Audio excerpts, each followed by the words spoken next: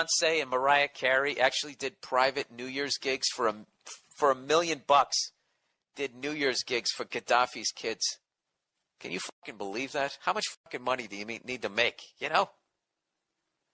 You're going to take a gig where you're going to go dance like a goddamn fucking clown for a mass murderer's kids? And then you take that fucking blood money and what he's done. Yeah, you couldn't remember that he claimed he was behind the Pan Am bombings that killed fellow Americans? The fuck is wrong with you? A few years later. The Royals loved the show. Everyone was happy. The people that were doing the festival were thrilled. And, yeah, it was just this great positive thing. And I got to tell you, just to be a part of that was fucking amazing. And the comedians that I've been talking to just saying, like, dude, you can feel it. They wanted it. So it was a mind-blowing experience. Definitely top 3 experiences I've ever had. Definitely top 3 experiences that Bill Burr has ever had. Wow, what a piece of shit! What a piece of shit! Yeah, I mean, if I didn't know he was a piece of shit before this, if I had any doubts, it's been confirmed. Oh yeah, good for David Cross. I mean, good for the people slamming them. You know, it's also bigger than Bill Burr. Quietly, it's David Chappelle. Yeah, as a matter of fact, that's the natural heir to the throne of Richard Pryor. Yeah, no, I agree. And I got this here. It's a thread put together from our moderator, Susan. Yeah, let me see. And she talks about, who some of the big names and whatnot who went. So we've got Kevin Hart, Kevin Hart, yeah, Bill Burr, Pete Davidson. What a piece of shit. Aziz Ansari, no that surprise. Guy, that rapist guy, yeah. Oh, sorry, Louis C.K. snuck in there. Didn't see that. Yeah, he needs the money. Gabriel Iglesias, Joe Coy, Whitney Cummings, Sebastian Maniscalco or whatever how you say it, Chris DeStefano, these people I don't know. DeHolly, Bobby Lee, I know. All right. Let me see. Zarna Garg, Ben Hart, Jessica Kirson, Mark Norman, Sam Merle, Tom Segura, Jimmy Carr out of the UK, Chris Tucker, yep, Russell Peters. Like these black comics don't know oppression enough. Well, and Russell Peters, how much money do you need? I mean, that guy sells out like. I agree. I mean, Mark Maron, to his credit. Well, that's the next part. Attacking them. Yeah. Here's the comedians who declined participation: Shane Gillis, Mike Birbiglia, Namish Patel. I don't know who that is. And he said he'd be dropping out on ethical grounds. Right. Mark Maron has been criticizing it. David Cross openly criticized it.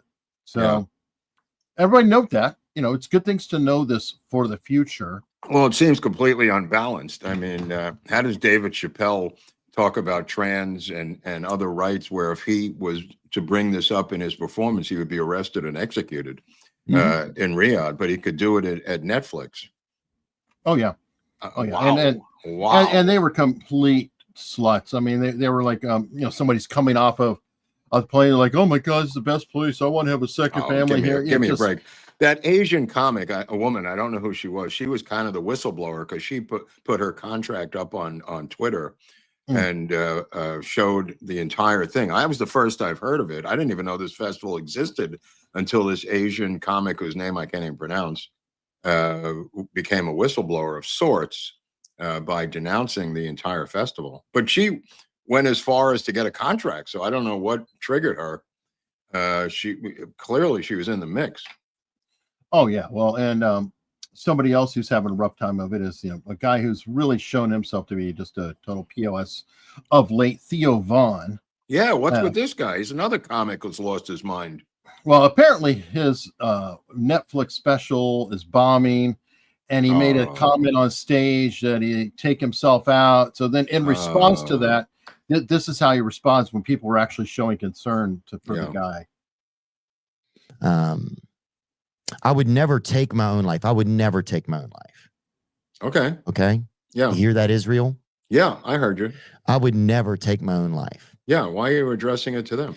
I'm grateful to God for his. Yeah, exactly. Why? What's the point? Is that a threat? I mean, put it this way. If he was a threat and they were that efficient, why would he still be on the air? That's what nobody seems to explain. all these people who say they're the most efficient killers on the earth with Mossad and everything still seem to be functioning quite well. So either it's made up or Mossad is exaggerated in their efficiency. I agree. I mean, it's obviously ludicrous, but that's stung out of the whole, I'm not going to hurt myself, relax, blah, blah, blah, blah. I like how he said throw that comment in there. It's like a gratuitous. Well, that's what Bondi did, as we said on the show the other day. She added all those 57 million document pages dumped. She picks out Angleton and Israel as two search words that she put into the search engine. Yeah, almost like they were provided to her. Yeah. But it's almost like she put, whoever did it, put in Angleton, Israel. Let's see what comes up. Oh, there's a document that references both of them. So he must have killed the president. Oh, I totally agree. And okay, I want to address the breaking news before the chat, gets flooded with it. Anyway. I just want to say one thing before you break the news. My prediction was 3 years and time served. Now, I have no idea what the results were. Close. Okay. It's 4 years and time, which gives 3 years. Right. Oh, so hey, it was 3 years. So, well, that's what it's going to wind up being. It was 3 years I predicted this morning.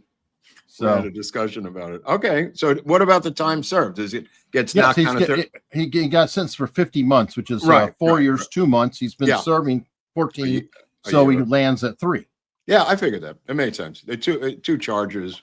What else are you going to do? I mean, there was a mishandled case from the beginning by Comey's daughter, right?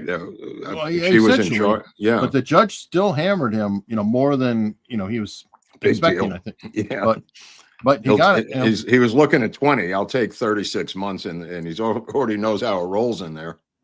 Well, and the beauty, I mean, in his situation, it's like, suck it up for 3 years, walk out a billionaire, which he already is, completely clean, clean. He had no problem. He paid off the civil cases a number of years ago.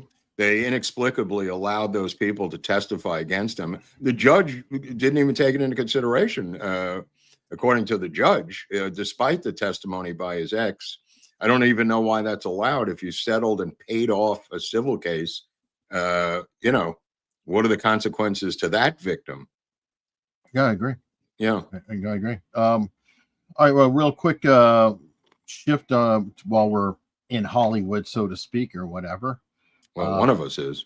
Bari Weiss. Well, it was the greatest story of the year, maybe 5 years. This is the story that what's his name, the guy who was doing the victory lap, Benny Johnson, about the failed Kimmel thing. This is the real story, not the Jimmy Kimmel takedown of a washed up comic. This is a woman taking over the largest news organization in America, who is a founding member of the intellectual dark web. Yeah. This couldn't be more of a great day. But of course, the extreme MAGA Jew-hating right called it one of the darkest days of all times. Because she happens, like many people in the country, including most of MAGA, supports Israel. So they thought this was a bad day. And not only can these people clutch like somebody in our chat right here. Right there it is. There it is, my friend. Not only do these people clutch defeat from the jaws of victory, their lack of intellectual capacity is breathtakingly amazing to me every time I see this. In other words, a simple thing may be, what a great victory for MAGA. What an incredible takedown of CBS News. I'm not happy that she supports the state of Israel, but that's a side issue, right? If you wanted to even put that out there, but not she's a shill for Israel, we're all doomed. That shows you the stupidity of one of the extremes of MAGA that Trump has to deal with if he wants to continue the MAGA movement politically for years to come. He has got to Bigfoot this extreme hate wing of the MAGA movement once and for all.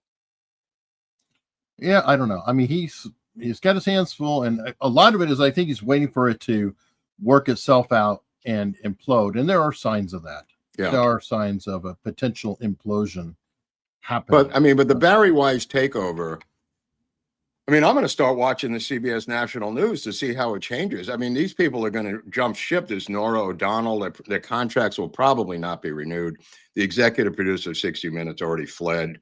I mean, what an incredible, and this is, of course, by Trump suing CBS, allowing David Ellison, Larry Ellison's son, through his company to take over Paramount that owns CBS. All of this is the trickle-down effect of the Trump lawsuit. I agree. I am concerned about one thing. I didn't get any details on it, though, but it's that Brendan Carr is reconsidering the law banning one company owning all the networks. And I'm like, I'll have to see more on that because yeah, I don't know. I kind of like I like a little competition. You know? He's been a disappointment to me. I had the door open on him, and now after this Kimmel disaster, my door is closing on Brendan Carr very quickly. He's an old rhino. I was giving him the benefit of the doubt until the Kimmel debacle, and now he has clearly demonstrated his ineptitude in this area. I hope Trump replaces him, or he steps up. But this Kimmel embarrassment is not going to be swept under the rug at my house. But the Bari Weiss rise to power is just an incredible cultural institutional takedown of CBS News. I don't think people realize the impact of what just happened today. No, I totally agree. I want to circle back around to comics to somebody who I think is actually funny. Yeah. And that's Sean Farish. Oh, yeah. He's very funny. Hola, mi fellow Americanos y bienvenidos al cierre de Schumer. That means welcome to the Schumer shutdown.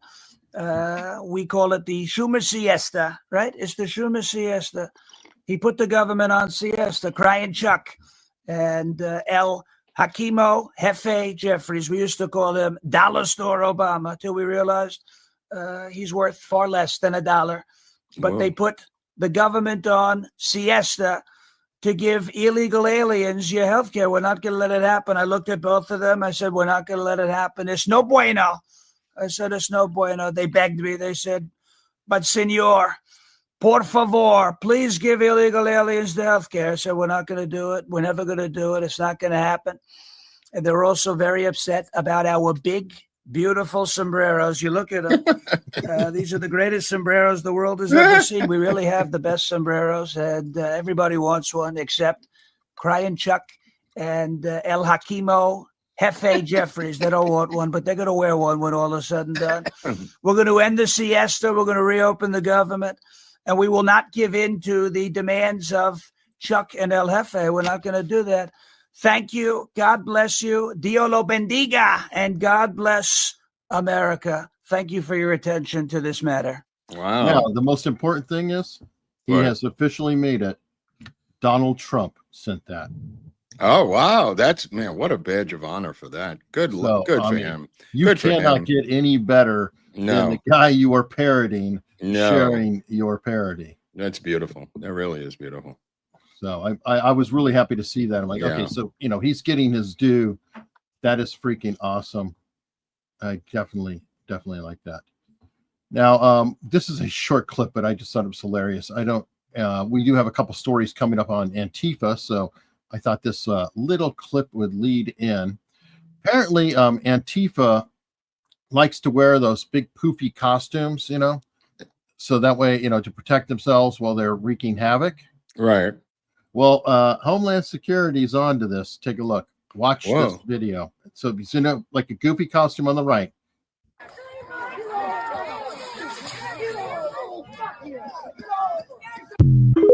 He shot pepper spray into the ventilation hole. Oh, so the guys in the costume going, "Wah!" Oh my God, that's brilliant.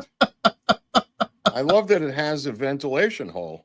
Exactly. I love that he hit that. Well, you got to get air in there somehow. And they've been, what are they? The furry wing of it?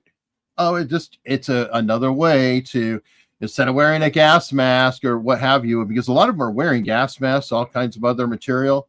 Right. And, I'm sorry. I think that they need to really crack down on them. And no, really? Remember had that revelation?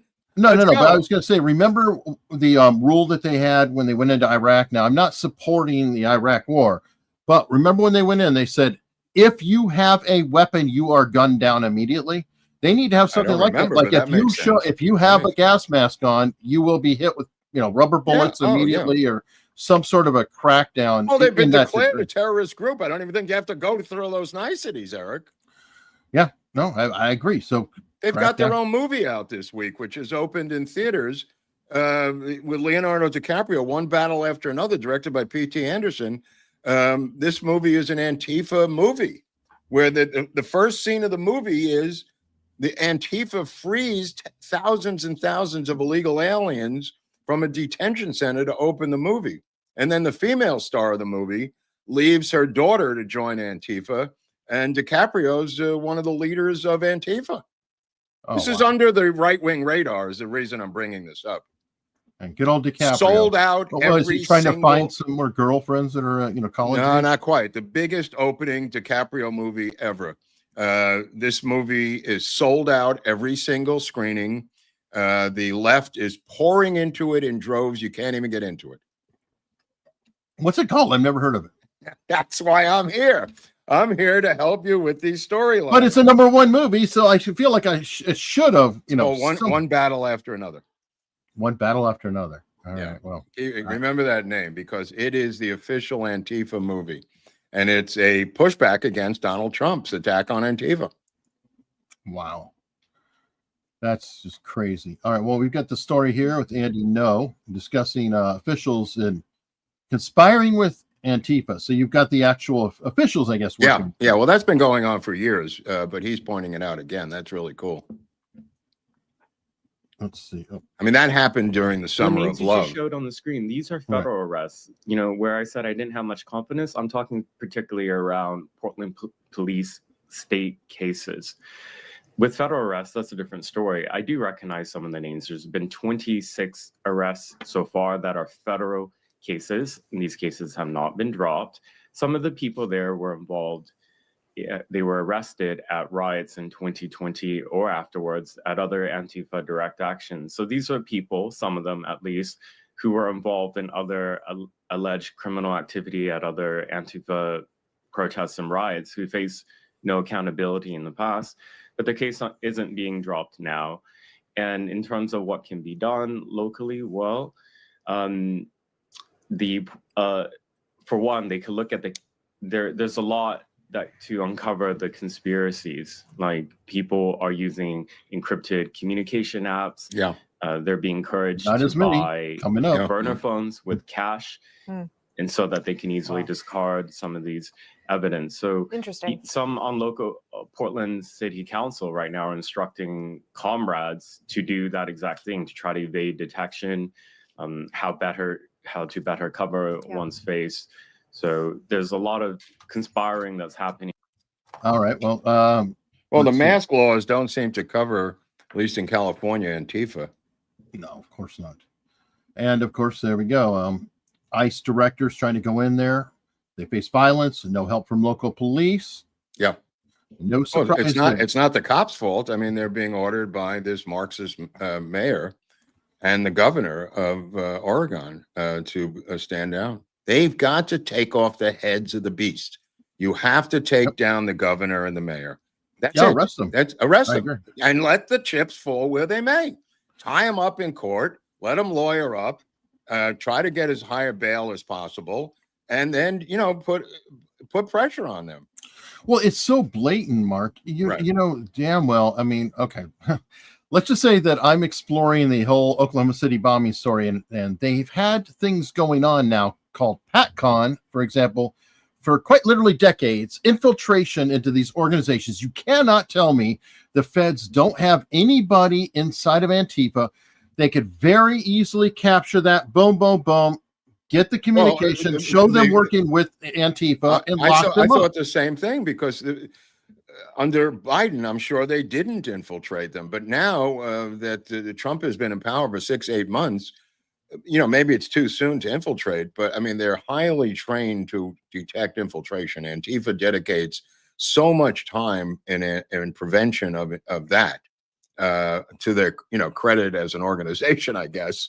But I mean, you don't have to have an agent, dude. You just need some snitches. And it's not what you think it is. That's their main thing, is to prevent infiltration. Andy No talks about it in his book Unmasked, which I highly recommend to everyone. You just saw Andy Ngo. He's the leading expert on Antifa in the world, and he has now been forced to live in London because of death threats against him. But he wrote a book called Unmasked, which is about 2 years old, which I highly recommend to the audience, explaining the inside of Antifa in detail, which he is the closest thing to an infiltrator, even though he was merely a journalist, but infiltrated it. You know, I'll be frank, he did infiltrate them. Okay, well, and in fairness, okay, so let's say that's hard. You know what's probably easier? The staff of the co-conspirators, you know, who are working with them. So get people on the mayor's staff, get people in there. So you can go two directions. That's all. Any way you want. I'm saying, like we just talked about, to take down the head of the beast. You know, to cut off the mayor's head and cut off the governor's head, and then work with the other people who are beneath them and try to get them to flip. But this going after individual psychotic trans blue-haired members is not going to cut it. No, it's not going to take off the head of this. It's a hydra. This is just not going to work. And not only that, the Oregon, Portland courts release them the same day. Andy's talking about federal charges, which obviously the Fed can control, but that hasn't happened so much as what happened this afternoon, where Trump deputized, as you had discussed weeks ago, members of the National Guard, making them officially U.S. Marshals with arrest capabilities. So that happened today on Friday. So that might help more arrests, is what I'm getting at. And this will also help. Apple got forced to take down the ICE tracking apps. Yeah, tip of the hat to Laura Loomer for this thing. She was the one that tipped off the Justice Department about this. And, well, Bondi's taking credit for it, but who cares? The reality of it is they were forced to take down their ICE detection app. Who knew they even had this goddamn thing? Did you know about this? I mean, this is an app. I'm not saying there's apps for everything. And honestly, they can use a website on their phone and do it. But I think that another approach might be, and we should really go, you know, everybody likes to talk about Israel. Go to Israel for some advice, because how about this? Why doesn't our Department of Defense or ICE or whatever create their own app and then get it out there? Because that has happened before, seeding burner phones to drug dealers and whatnot that are wide open. I just that's like another that way he's to taking out drug dealers on the high seas, Eric. Oh yeah, that's essentially the lead story of the day. Yeah, I mean, let's discuss the real war on drugs, crybabies. This is not your father's war on drugs anymore. This is a physical, finally, war on drugs by the Trump administration, who did threaten and campaign for the death penalty for drug dealers. So don't be surprised that he's fulfilling his promises. Well, he's serving up the death penalty live on some. Right. Yeah. I mean, this is promises made, promises kept. He's implementing the death penalty himself.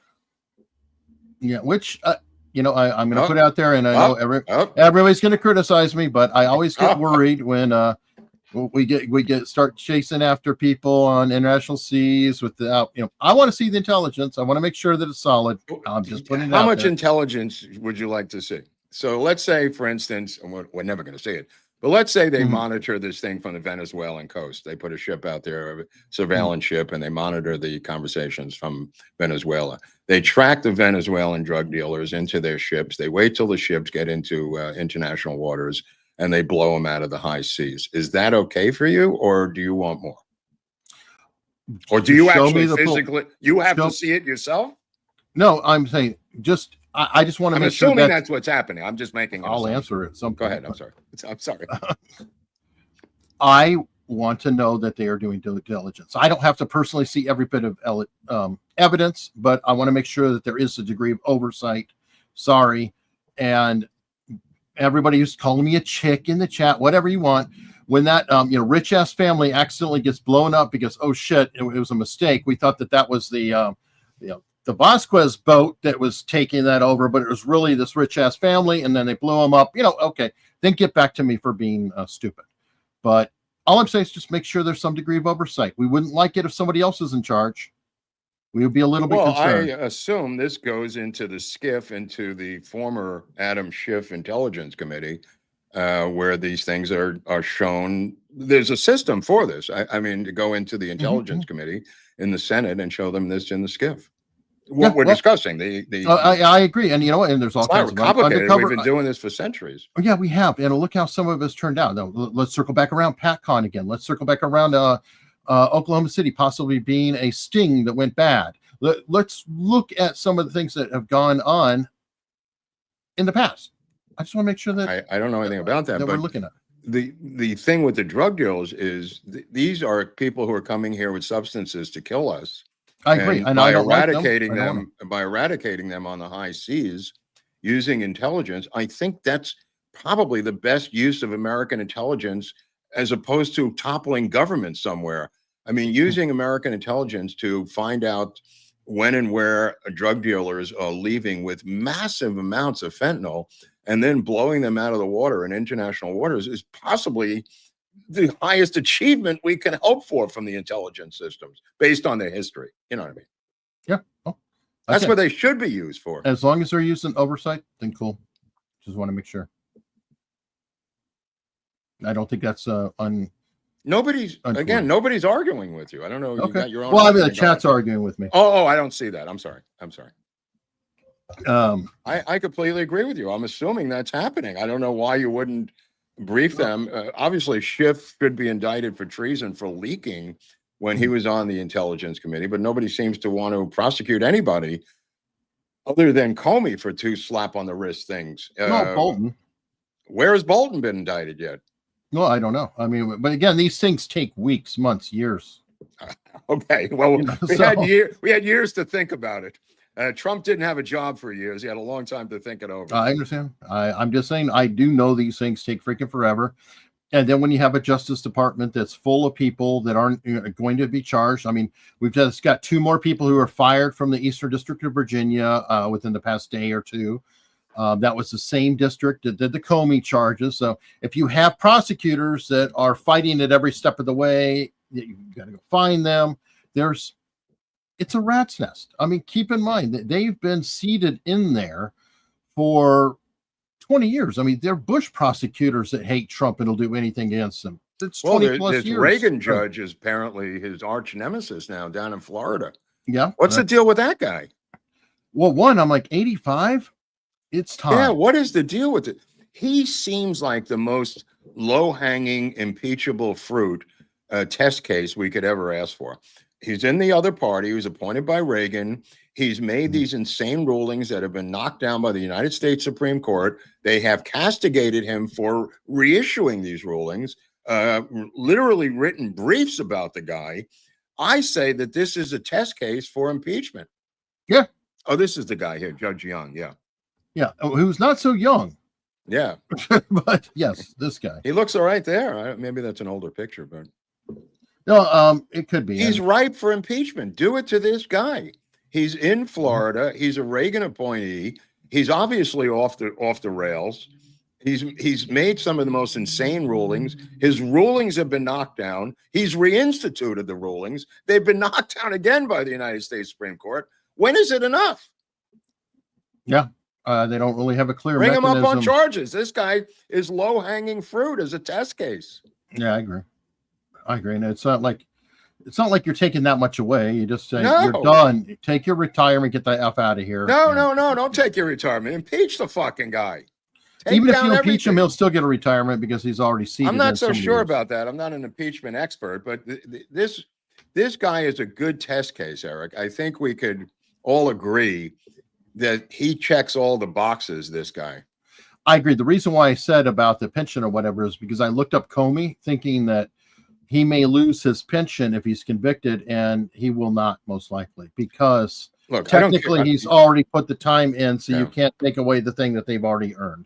So I think that it could be a similar situation with a judge. You can impeach him, remove him from his job, and you can go so far as to say he cannot get another job. Not that he would, he's so damn old, but that he would still get a pension from what I've researched. Well, he's not going to have many years to spend it, so go and knock yourself out. Yeah, well, I mean, I'm sure he's probably, I'm sure he's a zealot. I mean, he's an activist. He is doing what he loves, so his punishment would be getting removed. He has no purpose in life, I'm sure, other than being a pain in Trump's Well, he writes things in those briefs that are worse than the editorials in the New York Times regarding Trump. Yeah. I mean, it's just you would think that this guy was a Ninth Circuit far left judge going after Trump, but no, he's in the belly of the beast, right in Florida. Okay. I mean, he's in the reddest of red states. Stan in the chat, you only have to type one time. People can see it. Yes, he is in Massachusetts. The article said he's in Massachusetts. Sorry. Mark accidentally said Florida. It doesn't matter. Because was it because of Mar-a-Lago or something? Or I don't know. I don't know. Oh, yeah. I don't know why. I thought he was in Florida for some reason, that there's a connection to Florida. I'm not sure what that is. Right. I don't know what it is. Maybe it was a case. But maybe I'm wrong. Yes, he is out in Massachusetts. So, well, what difference does it make? It doesn't matter where it's federal. I mean, well, actually, no, it turns out that it does make a difference in our crazy ass federal world, because remember how Ghislaine Maxwell couldn't be tried in Florida, but she could be tried in New York, because they said, oh, never mind your deal down there in Florida, even though that's federal, we'll try you in New York. We're still federal, but we're not that federal. So I guess it kind of does still. There was a Mormon governor of Massachusetts at one point who ran for president. Yeah, I've heard of that guy. He also how did that happen? The father of Obamacare, that guy. You know that, remember that, right? Yeah. Oh, yeah. Yeah. Mitt Romney created Obamacare under his own name, or whatever it was called under him. But I did find a good story. We're going to have good stories every once in a while. Something affirming, something nice. Idaho bikers found this woman. She was a hiker. She was missing, literally in like freezing wilderness, nearly naked with bleeding feet. Wow. And this is one of those cool cases where technology actually worked in people's favor. Apparently they came across her, and she was in the middle of nowhere, couldn't get any signal, but like modern cell phones, I think both iPhones and a lot of Androids now have satellite connectivity and whatever else, and they were able to get messages out, use the GPS signal to get a helicopter to come in and rescue her. So happy days. These two brothers saved this woman's life. She looks like a biker. Was she one of them? No, she was a hiker. Not a biker. They found. That's correct. She got lost. She wasn't a biker hiker. She was just a hiker. But they're bikers. Yeah. The bikers found the hiker. That is correct. That should be the headline. These two bikers found the hiker. Bikers find hiker.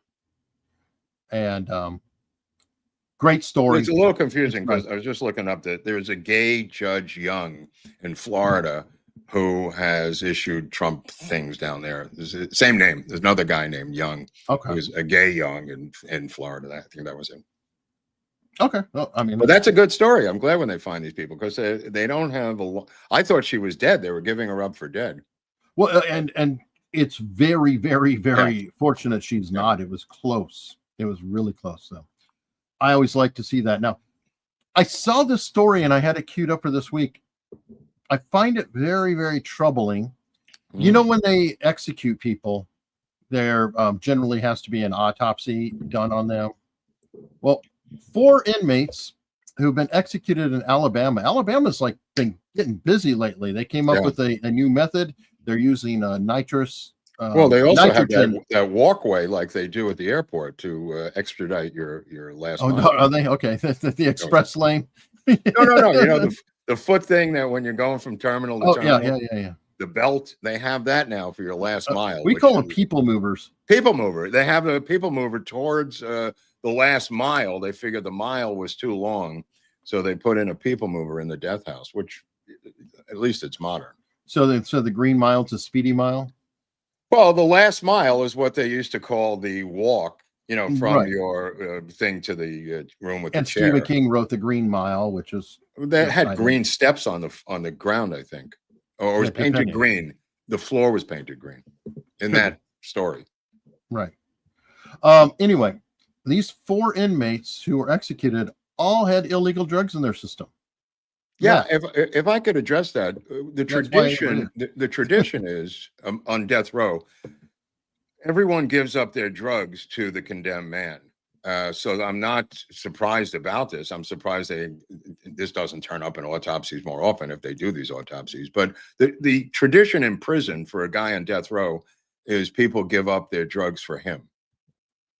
Interesting. Yeah, it's an in-house tradition. So that's where they get it from. They get it from the other inmates who get it from the guards and that whole chain of command. But even the guards will give them Valium and stuff like that at the end. These guys had meth in them. Yeah, I had meth, and this guy apparently was tweaking. Yeah, beforehand, like. Well, if you're going to go out, I think he killed people on meth too. Was his? Yes, he did. He was an axe murderer. Am I wrong? Was he a axe murderer, decapitator on meth? Yeah, yeah, and he blamed the meth for doing it. Well, he's not wrong, but unfortunately. Well, so let's take it on our way out. Obviously. Oh God! Right, Somebody said that's meth stuff. That came from inmates. Interesting. Well, then of course there's that argument, but I guess there's nothing I can do about it. How do the inmates get it? That's what I'm saying. It's a long, circuitous storyline, but that's every American prison through the guards and through visitors. There's a long history of mailing stuff to them where it's liquidized in a birthday card and it's already built into the letter. I mean, it's so complicated to keep it out. Wow. Yeah. He could have a whole show just on. I am pretty well informed on this topic, unfortunately. Oh, I mean, that would be an interesting episode. We probably should have a show on it sometime because I've had a lot of friends who've been incarcerated. This is why I always bring these things up because I'm the general public who has no idea. And you then set me straight and say, this is why. And I go, oh, that's crazy. And then you go, welcome to my world or whatever. Yeah. So, I mean, there's a lot of ways to get, keystering it, obviously. I mean, I had a guy, this is really, I don't know how to explain this, but he was in the kitchen. There's a guy who robbed a jewelry store in Pasadena, wild shootout, him and his friends, in the 80s, got a long-term sentence. He was incarcerated in California for years. And then I met him afterwards in a halfway house. But he was in the kitchen and they smuggled in heroin through a vendor with dozens and dozens of frozen burritos, Eric. A legitimate vendor, which was Mexican run by cartel guys in the outside world, shipped in frozen burritos with heroin in the frozen burritos. His job was to keister the burritos. Tell everybody what keistering is. The chat wants to know. Okay, so it's like an anal suppository. So you'd put the burrito frozen inside of your anus, and then very comfortable. Well, it wasn't that long because he would then distribute it to the people who ordered it in their jail cell. So they would get a semi-frozen burrito removed from his anus, but inside the burrito was the heroin. So that system, very common in American prisons. It sounds agonizing and sick in every which way possible. I mean, they use their keystring for everything, so it's not that agonizing to them, and it's not permanent. It's only a couple of minutes till you take it from the kitchen to the cell of the guy who paid for it. I mean, anyway, there's a million ways to. This is just one particular example that a guy explained to me his role in the drug continuum in prison. Well, while we're on this charming, I don't even know how we got on this, but the executions, yeah. No, I knew what keystering was. Right. Keystering can be used just to get high too, because the tissues are so thin towards the blood system back there that it's better than the nose for coke and other heroin and other drugs. So there are people I know. Your nose is damaged from what I. Well, not even damaged. It's just closer and thinner tissue. All right. So now, while we're on the this crazy ass subject, can you identify what this individual may be on? Let's go. Them booty injects went. Hello, baby. Nikki, I love you, honey, but make sure you get that shit cut and sewed up by the time you turn 80, because that ass gonna be like, that shit's gonna be all. Yeah, I saw this guy the other day. This is fentanyl, but he's really got a lot of damage besides. But this is opiates. I was in the supermarket the other day, and those like the glass containers that has eggs in back of it, like the refrigerated container. So I'm looking at the eggs. I open the door, and there's all different eggs, different prices. And I'm looking at it, Okay. and the next panel doesn't have a door; it just has glass. So I have the panel open. I'm looking at it, and there's glass panel. And out of the blue, a homeless guy runs up, presses his face against the glass, and goes, "Ah!" and runs away. And it didn't even faze me. It just kind of looked on the side. And it came out of the blue in the back of a giant upscale supermarket, pressed his face against the glass of the door I had opened, and it very quickly, and then ran away. That was it. That was the encounter. And you're so used to it that sounds almost like a movie scene of a dystopian world when you're like, "Hey, what's up, bro?" That's exactly what I did. I just said, "What's up?" And he was already gone by the time I said, "What's up?" It was that quick. It was like smushed face against the glass, which can be horrifying. Yeah, the blue light special. Thanks, Dustin. I think he wanted me to get him some eggs or something. Oh, look, he was probably looking for the whippets, which were right next door in the whipped cream. He was in the wrong. The whipped cream was in the next container. No, I know it's a dairy. You reminded me. It's like, oh, that's right. Ugh, wow, that is insane. All right, I don't know if you saw this story. This is Your Way, LA Times.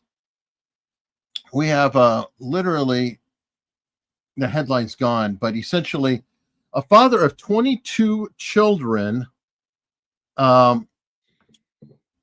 was busted. The children taken away. He got 21 children out of surrogates. Yeah, we covered this a couple of weeks ago. There's a Chinese couple. The dragon. Yeah. Right, the dragon. Yeah, this is a follow-up story, it must be, about this Chinese operation getting babies, paying these pregnant women, and then selling the babies. This is a Chinese thing. The Mexicans do it in Mexico, where they just arrested El Diablo down there in a joint Mexican-American task force. La Diabla. La Diabla. Right. This is a Chinese operation, which is far more upscale. But nevertheless, out in El Monte, where the older guy was the ringleader, and then there was a couple of younger women who procured the women, who were paid to give up. This was not by force. They were paid to give up their babies. It was more efficient. Right. Essentially what this is a off-the-grid adoption agency, because these people are getting babies for people who want babies. So unlike the one in Mexico, where they're then harvesting your organs and taking everything and leaving you in the jungle after a C-section. Well, that's because then they don't have to pay the person. I mean, they got no. That's what I'm saying. They get the baby, and it's. I mean, these women are getting paid. Dark. These women are getting paid here in El Monte. Right. This is a bit more of a merchant. But still illegal, still completely illegal and off the grid. But going on for years. And the fact is, somebody had called child services because there were 22 kids waiting to find families. They got backed up, Eric. They must have started with a 1-to-1 ratio, but then after a while ended up with 20 some odd kids that did not have matches yet. So the 22 kids in the house are 22 incomplete operations. Yeah. It's just sad. I mean, it is really sad because it's sad what Chinese illegal aliens are doing in our country. Well, it's not only that, but the truth is there are orphanages out there. There are abandoned children out there. There's already plenty. You don't have to have one-stop shopping to pay it off. You want to talk about supply and demand? Apparently, there's too much supply and not enough demand. Or if your house is filled with 23 children, then you've got too much supply. Yeah, I guess. I mean, it is horribly sad. But while we're in California, let's talk about. I think you sent me this one and another, but they're similar. We have a oil refinery. Yeah, this was late last night. Yeah, late last night. I'm not sure what the deal is now. Looks highly suspicious. The LA Times, whose offices are down there now, by the way, in El Segundo. This refinery is supposed to be closed in a year or two, which by regulations by the state of California, they want it closed. This will bring gas prices to possibly $12 a gallon People have testified here about this in Sacramento. Before this happened, people have testified what this Chevron refinery closing would mean to California drivers. Okay, so those numbers are out there. They've already, run the numbers on this thing, which was then supposedly scheduled to be shut down by the state of California, leaving only one refinery. I think there's only two now. Now, this fire last night is right next to all of the oil and everything else and has yet to be explained. They said the explosion sounded like a nuclear bomb went off. So then the minimizing went on by authorities immediately afterwards. Under control, everything's cool, no problem here. But the people in Redondo Beach, El Segundo, near Redondo Beach, was so spooked they didn't know what was going on. And one of the weakest statements I've ever seen came out of Governor Newsom's office. And Newsom's been tweeting 800 times a day in capital letters about various things having nothing to do with California. And he put out some generic tweet saying everything's under control, go back to bed, we've got this, kind of thing. But no explanation as to this, but it happened late last night. So this is an active story right now. You know what? This just reminded me of something. You remember Chernobyl went down in '86, right? Yeah. I remember Chernobyl, the nuclear meltdown, all that, and I was like, okay, so then it was shut down. No, apparently Chernobyl ran through 2020, through 2000. I don't know if you knew that, but I didn't know that. I never heard that. The nuclear facility was still running for 14 years. I didn't know after the incident. Oh, so there was nobody in the town though. Where were they people living? No, a lot of people did stay in the town. In that uranium dead zone? In the area. Yeah. I don't know anything about that. Which is great. Well, yeah, I interviewed the guy who's gone back and forth, and I found that out. But yeah, the Chernobyl nuclear power plant ceased all operations December 15th, 2000. When this how do they describe all reactor. Operations? You think they were putting out power? Yeah, they were. They had different reactors. Somebody should tell the British filmmakers who made the HBO movie. They probably should, but I'm just saying. Look, I'm only going by that movie.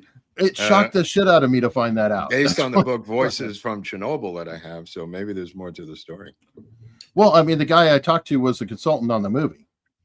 Oh, that's even more bizarre. I didn't believe the movie for a second. Now the plot is getting crazier.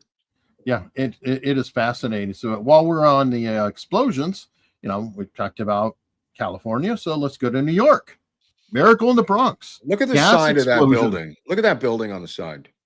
Look at the rip through that building from the top to the bottom. Now I talked to Al about it, Al Gonzalez, this morning, and he says this was a gas explosion going through the incinerator shaft. That's on the right would be the incinerator shaft for the entire building. And in New York, you go into a room, a tiny little room. Yeah, I mean, look at this. This okay. It may be true, but this has never happened in New York City history. I don't know what type of device you could throw down the incinerator that would blow the side of the building out from the 20th floor to the ground. For people who are not in New York, this is one of the projects up in the Bronx. But nevertheless, most buildings have a tiny little room on each floor. In that tiny little room is a chute. And you cram your garbage bag into that chute. That's how garbage gets out of New York City apartments, by the way. So the bag has it's just a chute like this big, right? You pull it down and you just cram your freaking garbage into that chute. It plummets down a chute to the basement where they have carts. And then the carts are wheeled out onto the street and blah, blah, blah.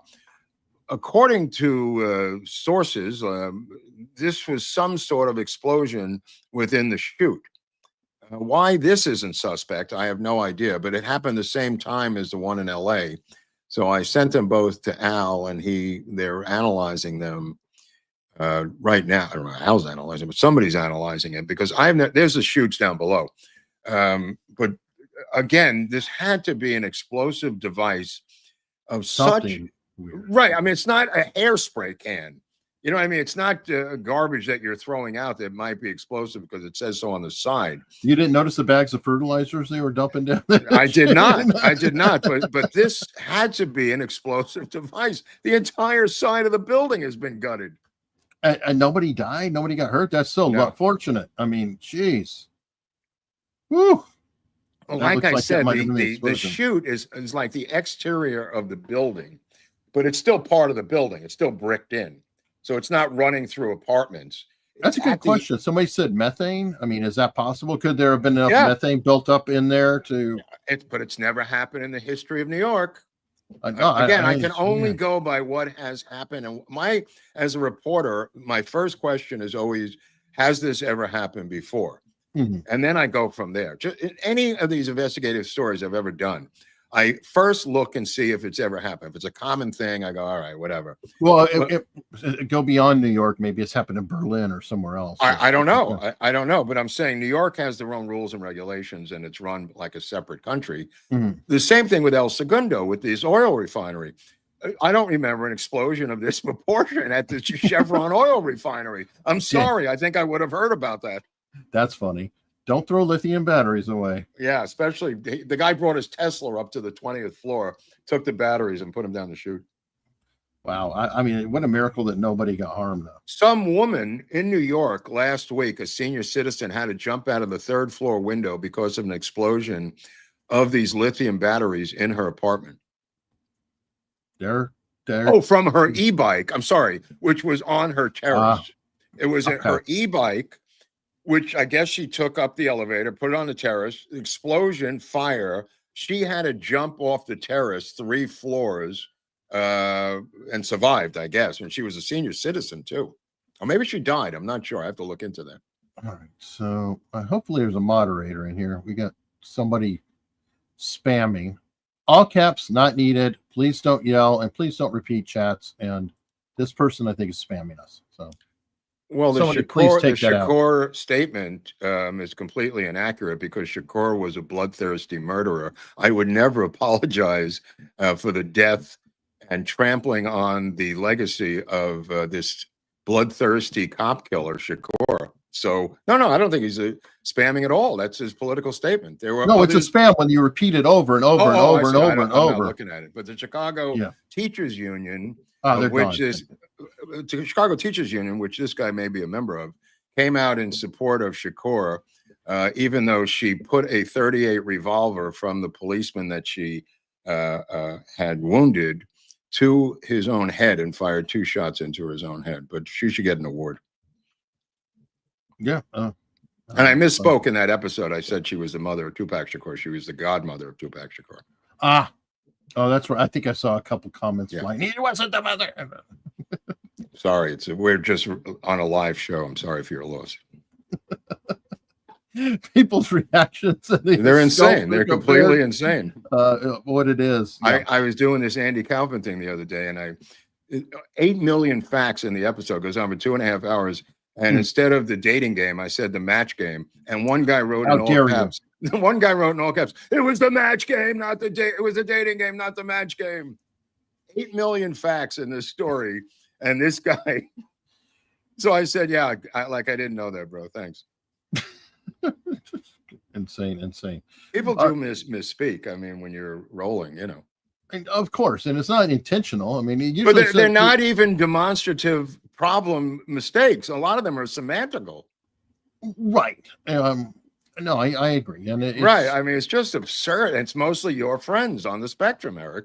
No, they're your friends too.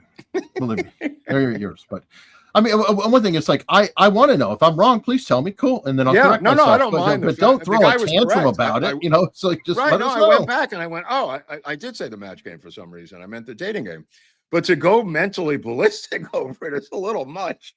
Yeah, that's the tough part. Okay, I saw this story and I thought this was a pretty cool one. I deeply appreciate it. Back in your neck of the woods, California really loves their trans. They like to say, hey, trans can go wherever they go, blah, blah, blah, blah. This woman has a great way to handle it. She went into City Hall. Hi, good evening. I'm a parent in the Davis Unified School District, and I'm here today to talk about the policies you have for the locker rooms in the junior high schools. So Emerson, Holmes, Harper Junior High. Right now, we require our students to undress for PE class. So I'm just going to give you an idea what that looks like when I undress. So right now, Right this on. school district is saying that depending on a child's transgender identity, that they can Look at the pick guy with the bathroom mask. they want. So we have How do we get right rid now of at her? this school district, we have children self-identifying into different bathrooms just based off of their No, we have Oh, keep going. Excuse me, Keep going. this is allowed. We're going to recess. Wait, no, this is out I'm of going to order. finish my We're going to comments, leave. or We you have to are leave the violating room. my First We're Amendment getting rights. up now and leaving I the am room. putting on I am my naked. You are PE uniform. disrupting.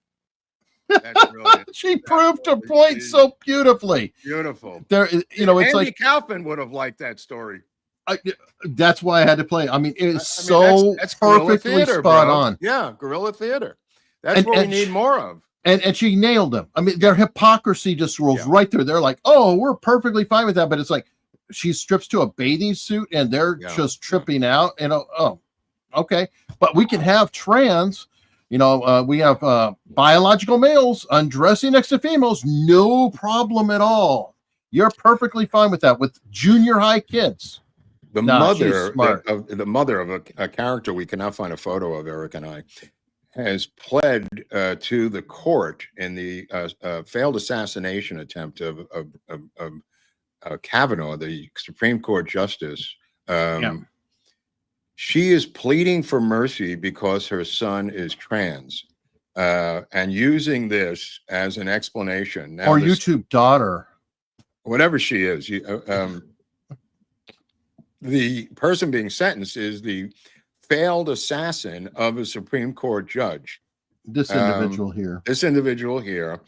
And the mother is pleading. Now, the mother pled that he had to become trans or he would have been mentally ill or self-deleted if he wasn't. Now that he's trans, he's attempting to assassinate Supreme Court justices, and he still, according to the mother, is mentally ill and still needs special assignments and special sentences handed down because he is trans. So it's either way. If you're not trans, you need special handling. If you are trans, you're expected to become a killer, and then you need the leniency of the court. Yes. In other words, I want my son out. Yeah. It's really well, what is it? His daughter? The daughter now? Or what is he? I'm sorry, the daughter. The daughter. I want my child free. My child free. Yeah. The one who I drove insane and forced to switch the genders on. And I should be prosecuted in the International Court in The Hague for medical war crimes like Joseph Mengele. She believes that her daughter's son should be set free, even though attempting to assassinate a Supreme Court judge. I mean, it's just breathtaking. It's just, the chutzpah is breathtakingly off the charts. Gavin Newsom found. Go ahead. No, I was chewing something. No, it reminds me of the woman who was spitting in the face of what's his name, one of the cabinet officials for Trump, and now remember that she was she spit in the face of one of the cabinet members just out of the blue, who was giving a interview on a side street in DC, and she's been arrested and sentenced, and she's going on a tirade on social media saying, I'll do it again when I get out, or whatever, Oh, good. Please note that for her parole hearing. Or whatever. It's like all right. I think you might enjoy this. You were talking about Gavin Newsom and his messaging. Yeah, he's got a whole staff doing that 24/7. Oh, no, but this is a perfect segue because you mentioned about the mixed messages, right? So here we go. Scott Adams does a nice job pointing this out. Gavin Newsom found a way to make things worse. So I guess Breitbart News is writing about this, Paul Boyce. He's found a way to create a new problem where there was none. So the federal government has provided standards to colleges to say, if you sign this contract and you agree to, this kind of behavior you know what Trump would ask for, right? Yeah. Less DEI and less men wearing dresses in sports and stuff like that. So you know what Trump is going to ask for. But if the colleges sign that, then they would have full access to their government funding. But if they're not willing to, they might have some of their government federal funding withheld. Well, Governor Newsom never one to let a good situation persist, decided that he would withhold state funds from colleges if they do sign it. So now he's created a situation where colleges will definitely lose. One way or the other. Yeah. That's a Democrat plan. So the college will lose if it doesn't sign the federal contract. Mm-hmm. And now, because of Newsom, they have a second way to lose, which is if they do sign the contract. What exactly did the Democrats add to the world? They removed the only escape path, because it's not as if the colleges couldn't agree to stop discriminating and being anti-Semitic. God forbid. How hard is it to sign a contract that says, yeah, we'll try really hard not to be anti-Semitic, and we'll stop discriminating?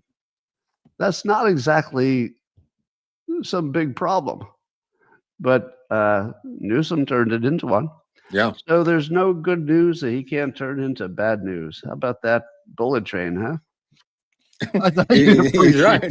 He's right about the bullet train. I mean, but the point, there's 2 points here. One is the fact that there can be no whistleblowers. And in fact, there are no people who criticize any other Democrats in a state that is run by Democrats on every single level.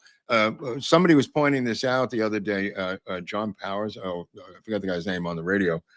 He was saying that nobody goes up against any other Democrat in the city or the state levels because they will be destroyed.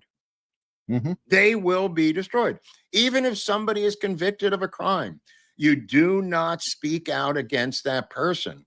It's kind of like the old Reagan thing, say the 13th commandment, speak ill of a fellow Republican. Yeah. Right. Well, in a one-party state, it's difficult to have oversight, Eric. There's nobody willing to do it.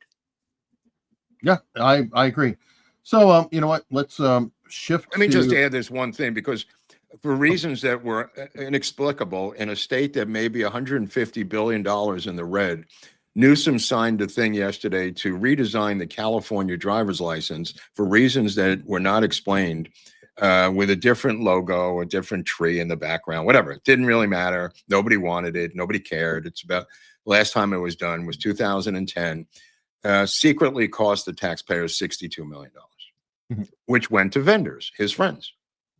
Okay. Yeah, it's just a small thing of corruption that nobody bothered to whistleblow or cover because they would have been ostracized for calling out this deal, this backroom deal of just redesigning the California driver's license for no reason on the planet Earth. Wow. And it's little things like that that keep the machine going. Okay, I'll just add one more thing. Remember, we covered this story last week with 20 black armed robbers going into a jewelry store in the suburbs outside of San Francisco. Mm-hmm. One of them has been arrested and is being held on $8 million bail.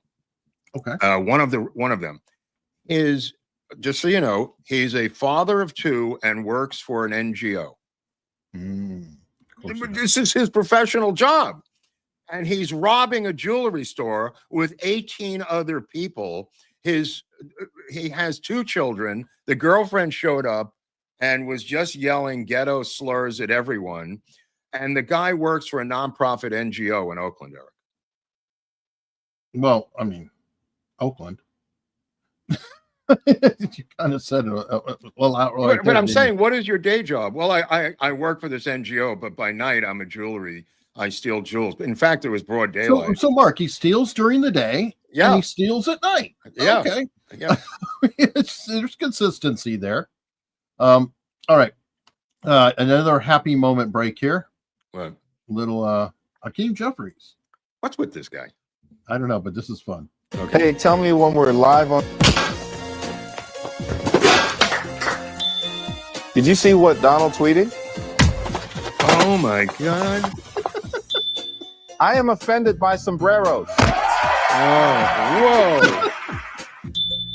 Officer, you can't arrest me for being dumb. So can you tell me why it burns when I pee? How much do tampons cost here? Hey, tell me when we're live. Again, Well, I mean, proper what is- use of AI. Yeah, what is the thing with the sombrero? I don't. Is that Because Trump played a meme, shared a meme of Hakeem Jeffries with a sombrero and a mustache, right? And they have gone ballistic. No, but I didn't about- understand the sombrero to begin with. Because of I didn't understand the meme. It's okay. I'll explain it. Sorry, Okay. It's about the government shutdown. Right. What they're trying to do and what they're arguing for is they want medical benefits for illegals, sombrero illegals. That's what this is all about. Okay. All right. And so Trump shared that meme, and it's making them crazy. And here's an example of their craziness. So here we go. We played sound from Vice President Vance, not just defending that AI racist video of Minority Leader AI racist video. Jeffries wearing a sombrero, but also like celebrating that video, and it was playing on a loop in the briefing room today. What are you hearing from the inside about that? It was not only just playing on a loop in the briefing room. If you've never been in the press briefing room, for those who haven't, there are loudspeakers overhead so you can hear announcements or what's being said, or if there's an event going on with the president in the Rose Garden, for example. They were playing that mariachi music as well over the loudspeakers for all the press that was coming in and out of the White House today inside the press briefing room. What a great troll. It just kind of gives you a window, John, into how they're dealing with this and how they believe they have the upper hand when it comes to the messaging here. And we do.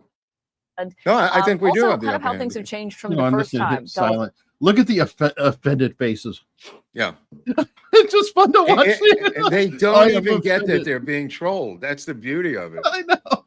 Because a real person would go, oh, Trump's making jokes, he's trolling us, and just laugh it off. Even Newsom, I got to say, at least has a team that will troll back. Yeah. But these guys, and of course they're going harder on it because Hakeem came out crying about it. Like, it's picking on me and making me wear a sombrero. And oh my God. Oh my God. Anyway, that was fun. I saw this one. This is interesting. I did not know this about Canada. But there was the whole joke about the provinces or whatever, and I said we don't want all of Canada. We'll take Alberta, right? Well, there may be something actually going on. Then you have Alberta, where our Supreme Court of Canada has said that if a province and the people of a province hold a province-wide referendum, a vote, and the vote is to leave Canada and become their own nation. That they can do so. Wow. Canada is unique in the world in that we're the only democracy where the government, the Constitution, the courts have laid out a legal process for a region, a state, or a province to secede and become their own independent nation. Oh, it's fun. One of the critical steps in that process is international recognition. So my understanding from the meetings that have occurred that the Trump administration officials have indicated that the U.S. would recognize by the people of Alberta to become independent. So that's very important to us as we go into. We expect the vote to. Now that would be huge because from what I understand about Canada, and all you Canadians will correct me if I'm wrong, but Alberta is their bank. Yeah. And all the eastern provinces suck all the money out of Alberta. They have to pay for everything. And can you imagine the disaster it would be if Alberta actually was able to split off as its own country and no longer funding the rest of it? I have two words for you: Eastern Ukraine. Yeah. That's where the money is in Ukraine. Eastern Ukraine. That's where the whole debacle's been about. I mean, here it would be politicized as opposed to militarized, but who knows if push comes to shove. They can declare themselves an independent state, get recognized by the United States, and then secede from the Commonwealth and join the United States. Or not. Or not. We don't even, we don't have to, let them be an independent, friend. Could be a 51st state, though, up there. I mean, just could be. You just make the map a little bit like Montana grew. Montana got a hat on. You put a hat on Montana, call it Malberta. You know, combine the two. Maybe, but you know what? An independent Alberta, I'm perfectly fine with too. Congratulations. God bless. I hope you guys do it. And Look, I did not know that they had a path for that. Did not know. Did not So know. They have strange laws and customs up there.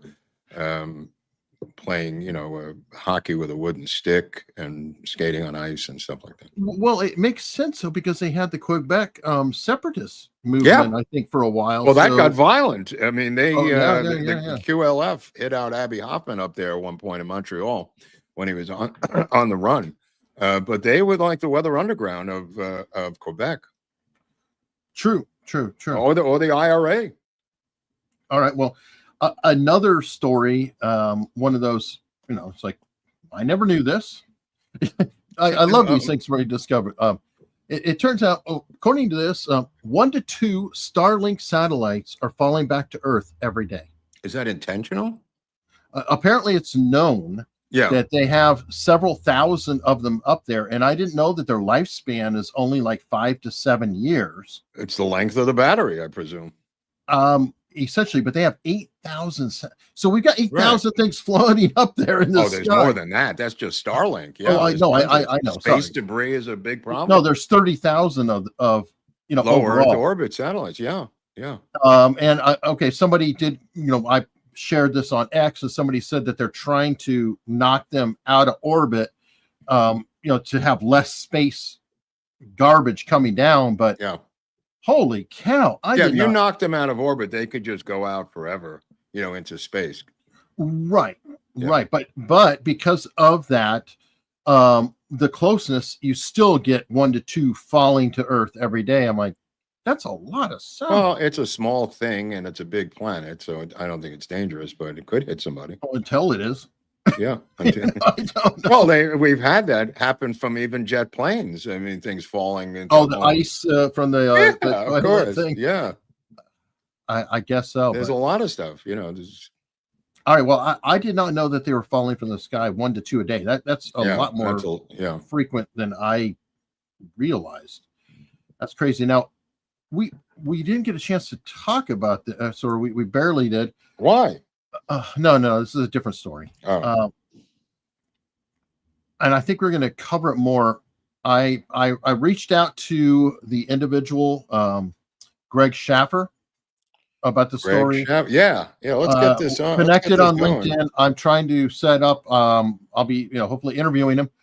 But apparently, Schaffer Security, and very importantly, was not handling Charlie Kirk's security when this went down, and they have not been handling the security for like 3 years. Yeah, I think we discussed that part of it. Did we? Oh, okay. Oh yeah, we covered this. We definitely covered this. Okay. I didn't know if there was, because then the other two guys, he goes into detail. He says they stabbed him in the back, formed their own company, and underbid him to get the contract away from Turning Point USA. So that was weird. Mm-hmm. And then they've taken down their websites. They've taken down all connection to Instagram and everything else. This Integrity Security Company or whatever it was called. Oh, what are they? But they're the ones who have to answer to the American people right now. These two knuckleheads who are in hiding, as far as I know. I don't, you know, I said they were on the run on Twitter, and I meant it. I mean, if you've taken down all your websites and disappeared in such a gigantic cultural event, the only phrase I can come up with is you're on the run. Yeah. Because I thought Schaffer was responsible. He finally came out and said he hasn't been involved in it in 3 years.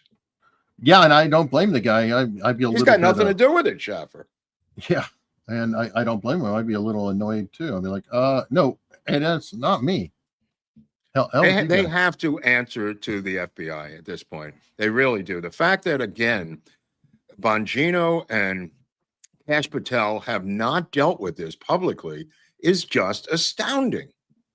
I mean, I've said it since the incident happened, as you recall, Eric. Who is the security firm and why haven't they given a public statement? I said it over and over and over again. And yet Kash Patel and Bongino have also not made a statement as to who they are, where they are. Have they been brought in for questioning? Why didn't they have roof surveillance? Whatever the FBI needs to glean, they need to make public who these guys are. Are they in custody? Have they been interviewed? And what's the story? I don't think it's too much to ask. Or they don't even have to say that. They can just say, we are speaking to the individuals involved. It's an ongoing investigation. Haven't said it. I'm just saying that is an alternative they can say. Yeah, haven't said that. So, oh, by the way, I forgot to share this while we're on the happy face anchors. This guy on the left is just a prize. He's great. I mean, this guy's great, but apparently with the shutdown, I believe it's the education department, they have redone the voicemail. So if you call in, of what this message says. In part, it is the very partisan message that calls out and blames Senate Democrats for the shutdown, saying the House of Representatives passed a clean continuing resolution. Unfortunately, Democrat senators are blocking passage of H.R. 5371 in the Senate, which has led to a lack in appropriations. Now, we've seen this language come from other agencies during this shutdown, suggesting to their workers to send similar out-of-office emails. But what's different here at the Department of Education, John, is that employees did not give their consent and that this was done without their knowledge. And I had what they have to give their consent for a voicemail from the authorities? When they take a vote? What are you, insane? What employees have to give in a consent for a voicemail? The arrogance and the entitlement that they have, it's just breathtaking. It is. But they are running out of gas so fast. I'm sorry that Alex Michelson had to join this sinking crazy ship. Who is a very good newscaster from LA. I've yet to see Scott Jennings needs a friend. Damn it. Who? Scott Jennings needs a friend. Yeah. He might not be long for that world either, Scott Jennings, if he runs for office. Well, then don't you have to get out of the media? I don't know if he's going to run for office or not. He's doing so well. Yeah. But while we're talking about entitlement, this is from the department. He can't make this shit up again. So here we go. Walls are clean now, but a year ago, this church in Euless is where prosecutors say a late-night act of graffiti crossed the line into a hate crime. 3 Muslim activists face felony charges, one of them, Afshin Khan, surrounded by dozens of supporters and her attorney Monday. It is a case that is placing our First Amendment rights and our sense of justice on trial. What? They have a First Amendment right to vandalize and spray graffiti on the building. That's literally with hate slogans against the Jews. That's a new one. That's right out of the Third Reich. I love that. Oh my God, Goebbels should have learned about this. WFAA that on March 7th, 2024, exterior security cameras at Uncommon Church in Euless captured footage of the accused in the parking lot. Then the 3 are allegedly caught on camera spray painting anti-Israel graffiti that included profanity on this section of the brick wall at the church. Khan's indictment says she intentionally selected the victim, meaning the church, because of religion. That elevated the charges to a hate crime, which they couldn't find a synagogue. Why are they doing this to a church? Maybe they didn't have enough gas money. I don't think there's enough Jews in that town. They had to probably not. Right. They might have said something nice about a Jew. I don't know. They could have done it to the bank, but they said, "All right, let's do it to the church." Protest, graffiti, that sort of thing is the language of folks who are unheard, and so it's a language of the unheard. It's a new minority. Khan's trial is set for their September own language, 30th. like the indigenous peoples of Canada. The language of the unheard, which has its own dictionary, its own lexicon. I sometimes speak in the language of the unheard. Yeah. Wow. You can't make this shit up. You're right. The logic here, K-Dog has it nailed.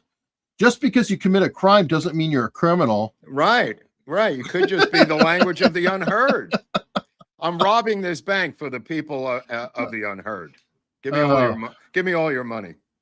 Anyway, I had to share that with That's brilliant. I could not believe it. Now, on a good note, we have I think a good cabinet member, Undersecretary of the Navy.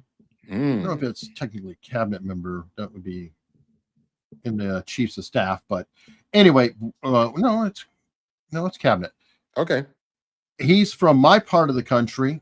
Sadly, he did not make it to be a senator, but he ran this ad, which is a fantastic ad he did a while ago. This is the scariest sound you will hear when you live in a communist country.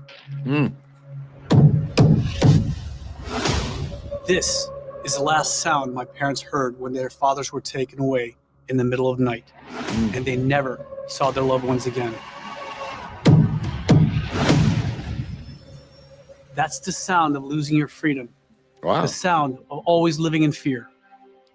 That's my family's real life story. We escaped from Vietnam just days before Saigon fell to the communists.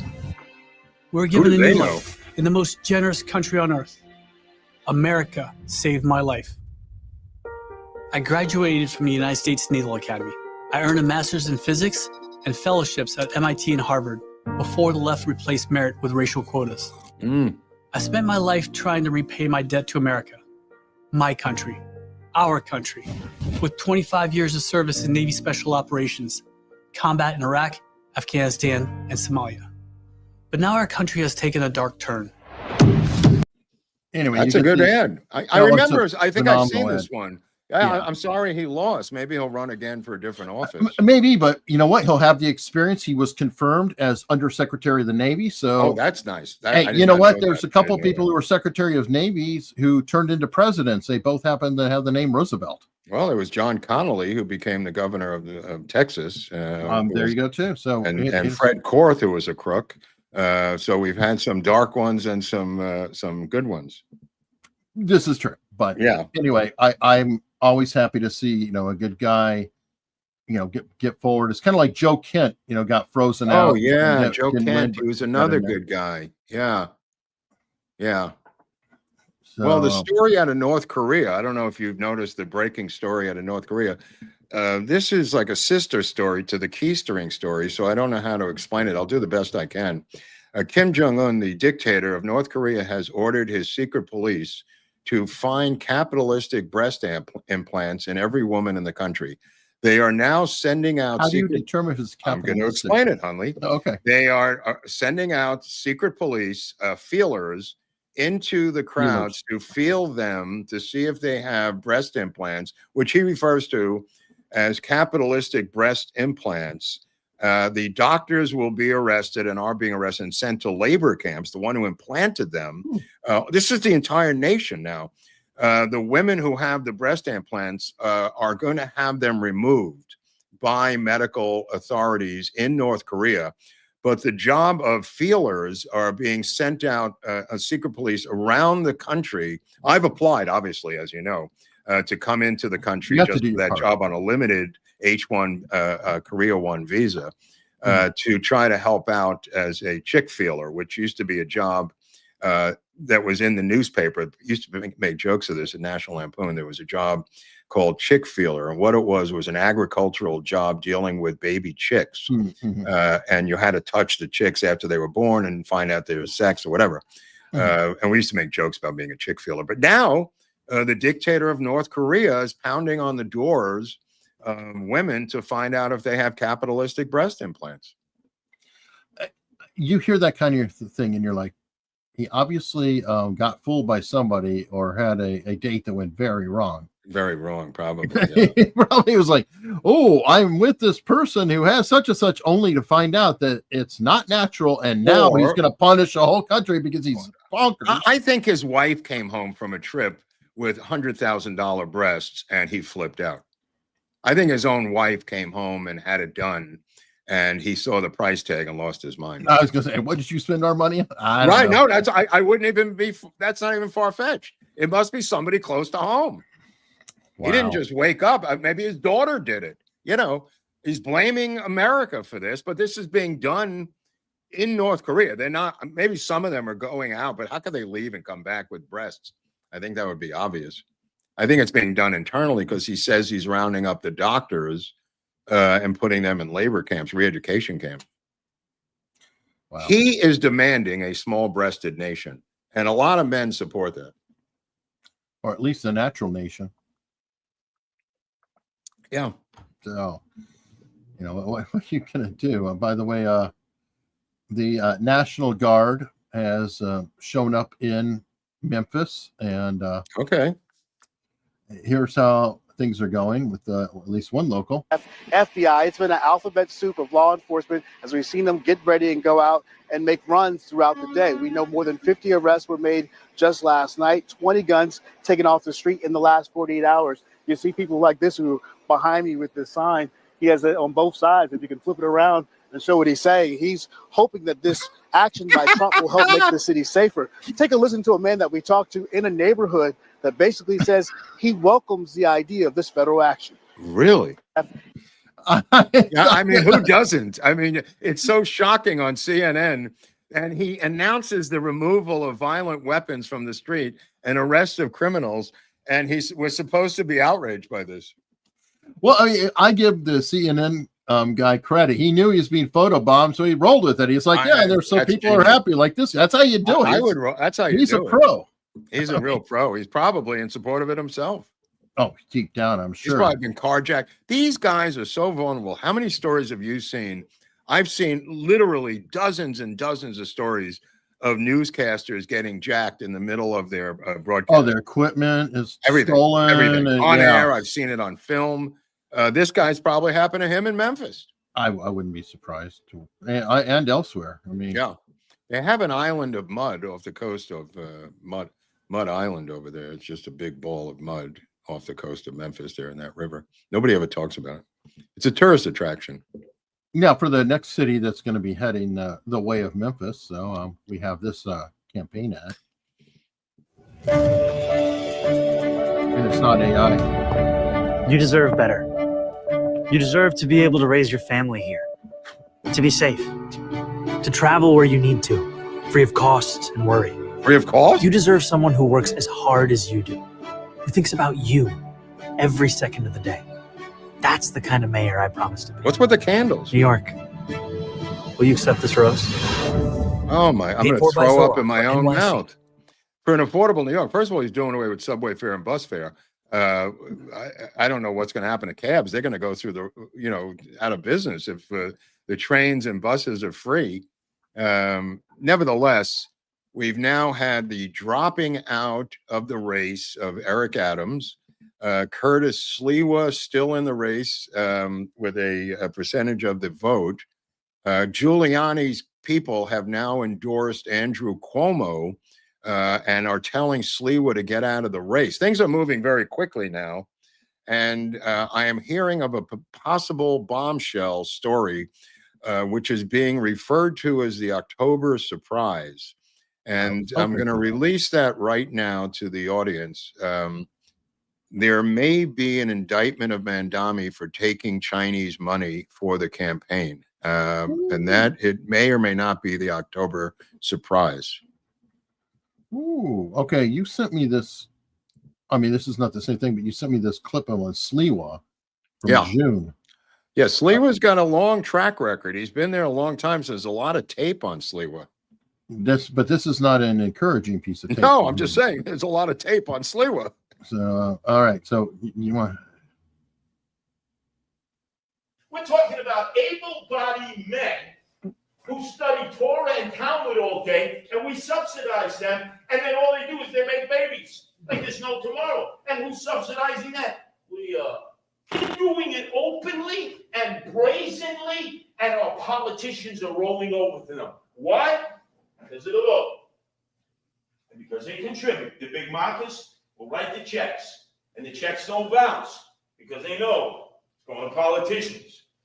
If we don't control the voting apparatus, they will control us. And many people would say, well, what's wrong with that? That's the American way. You vote, you get to make the decision. Well, in a sense, they are correct. But they don't vote the way normal Americans vote. What? We're talking about able-bodied men who study. Okay, sorry. Yeah, I did circle. So Sliwa's upset basically that the Orthodox Jews, like many ethnic groups, vote in a block. British, Irish politicians get the Irish vote. Black politicians vote for Adams, and these Orthodox Jews vote for whoever they vote for, usually on the Republican side. And he is not perceived to be, I guess, this is an older tape from a number of years ago. June, I think is when the tweet was. I don't know when it was actually recorded. It was recorded a number of years ago. That was recorded a number of elections ago. But nevertheless, he's complaining that they vote as a bloc and not for him. Now, is it the conservative? I saw somebody commenting saying he was talking about the Hasidic Jew. He was. Not the Orthodox. Because, like, the Orthodox, from what I understand. He's talking about the Hasidic. Oh, okay. Okay. Yeah. And they vote conservative. Okay. Yeah. Then you sent me this one here. That's interesting. Our superintendent out at Des Moines, I shared. Oh, yeah. Whatever happened to him? Well, apparently he did not even receive the doctoral degree that he claimed. Oh, my God. Of course. He did so receive. His a lie. His degree's a lie. Why stop at one? Look at that I don't know how smile. he got into the men's warehouse and got these $99 suits, but you got to give him credit for that, too. Look at that grin. That is a happy fella. Wow. I mean, this guy needs a movie with that British actor, that star British actor who's black. Idris Elba, don't you? Yeah, he should play him in this movie of the story of how, like this Catch Me As If You Can, a DiCaprio type movie where he's a con man who does this out of Nigeria. And we show him in the jungles of Nigeria at the beginning of the movie growing up saying, I've got a plan. I am going to be the head of the school system of Iowa. And they go, sure you are. Sure you are, Kenya face. You will see I will succeed. And that's the opening of the film. By the way, this is no slight on Idris Elba. He's a fantastic actor. And it would take a guy like that to pull it off. You never watched The Wire, right? No, it was too real for me. Okay. Well, I mean, he was Stringer Bell in The Wire way back when. And the funny part about The Wire, I always joke that it was, it was more aliens taking our jobs because the characters like Idris, British. Yeah. The lead cop who play white guy, British. I'm like, well, wait a minute. We don't have any American actors, damn it. Well, Chris Bauer is an old friend. He was on The Wire. So and he did a fantastic job. I mean, Chris was great on The Wire. I have seen Chris on The Wire. Now, I have seen another friend of mine who came out with a picture last night that I wanted to let people know about it. A friend named Shane Black, who has come out with a huge action film called Play Dirty, starring Mark Wahlberg and another friend of mine named Thomas Jane. It is an immensely gigantic action film on the levels of old style action films. Not in the theater, it's on Prime. It was put out by Amazon MGM and has a cast of all foreigners, people I don't know. The only one I knew on there was Tom and Mark Wahlberg. But some of these spectacle stunts in there, these car crashes, and I don't want to give it away, are so gigantic in the style of Shane Black that it's worth the price of admission. I wish I had this on a big screen because it's a big screen movie.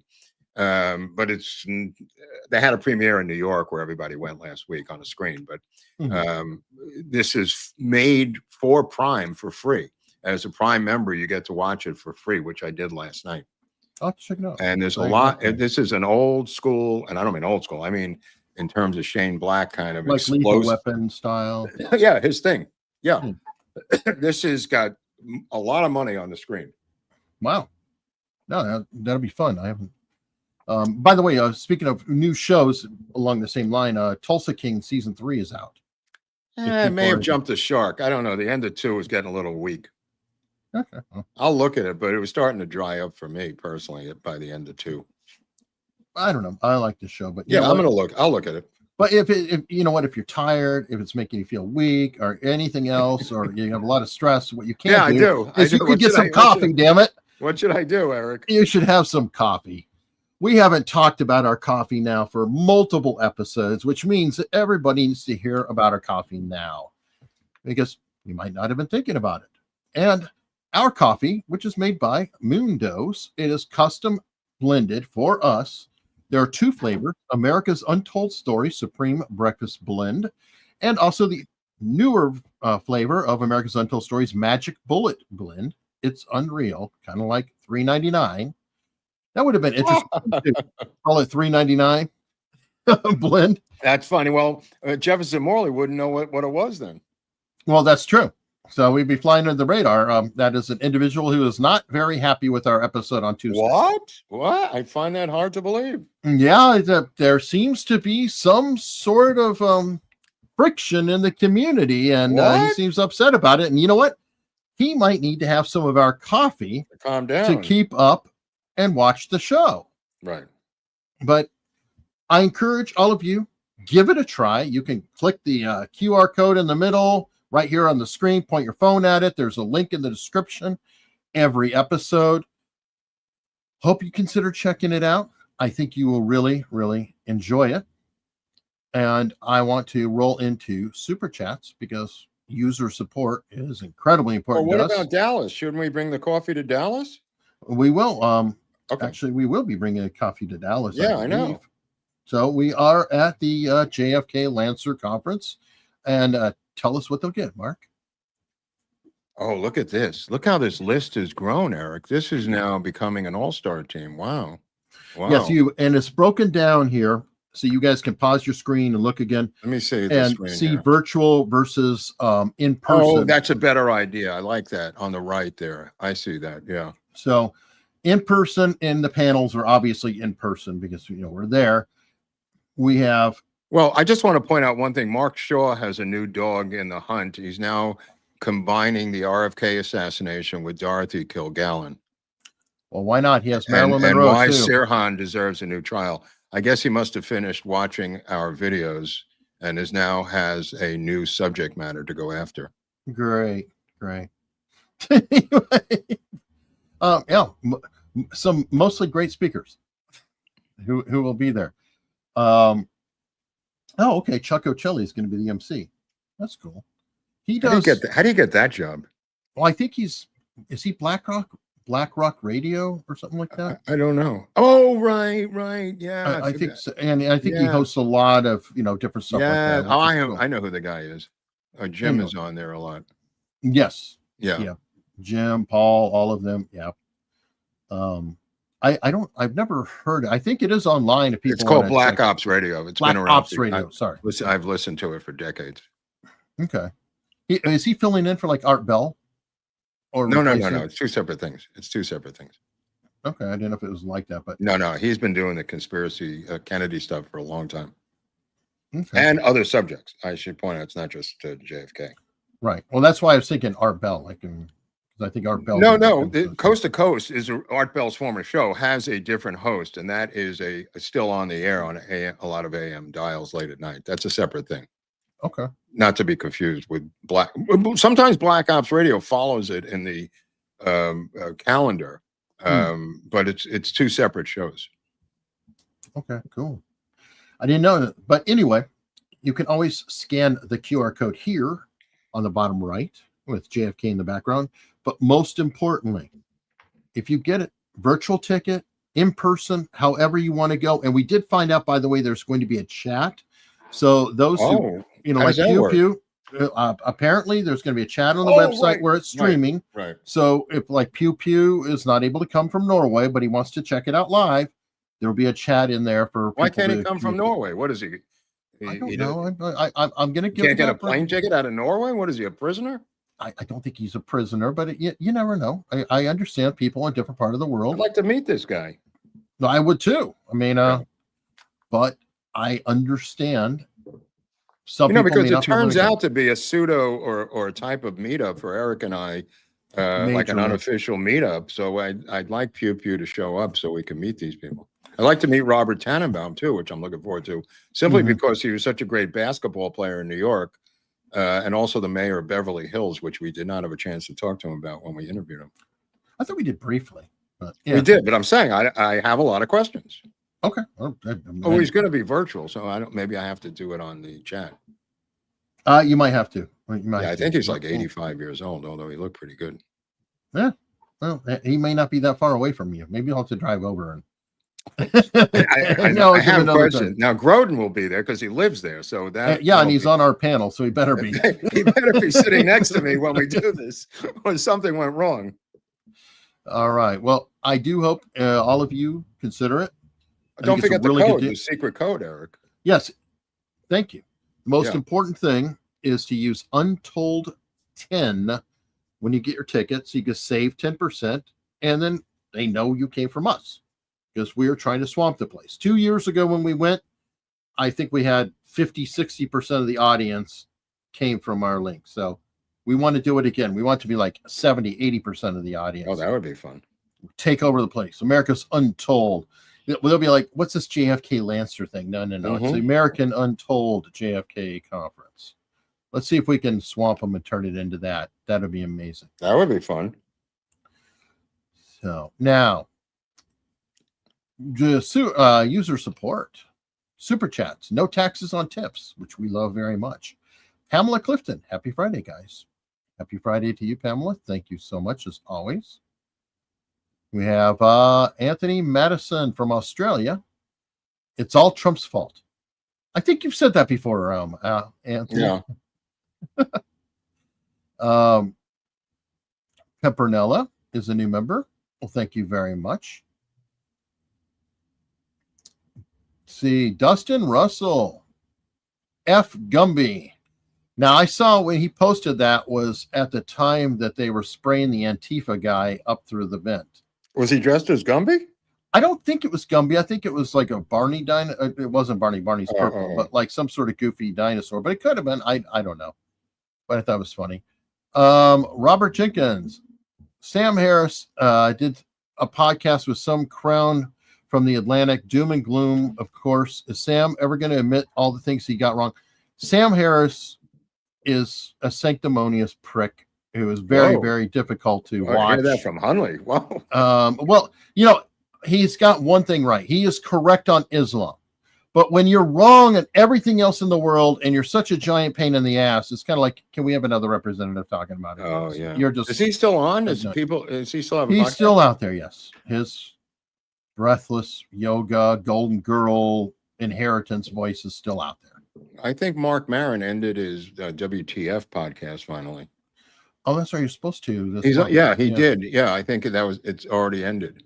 It was on a long time. I mean, well, yeah. I mean, he was the first podcaster to have a sitting president, as he let us know repeatedly. Well, I mean, if you have something that happens, Well, I mean, that story is interesting because the same weekend he was supposed to appear on Bill Maher, who donated $2 million to his campaign out of his own pocket. He decided to go across town over to my neighborhood and go into the garage of an unknown podcaster named Mark Maron as a complete FU to Bill Maher. And that's how people took it. And why wouldn't you if you gave him $2 million and you wanted him to be on HBO that night?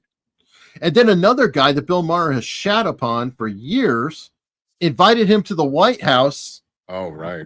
Or Mar-a-Lago, was it Mar-a-Lago or the White? Anyway, invited him to dinner and gave him a great conversation and proved to be a really decent guy. Tim Pool had a segment of Bill Maher's latest rant, which was brilliant. Which was solid, yes. He said, welcome to I don't know if you have a copy of that, but he said, welcome to the Republican Party, Bill.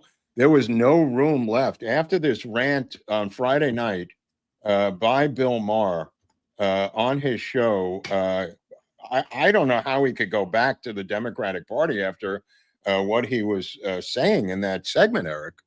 I mean, that was everything you and I have ever talked about in one segment.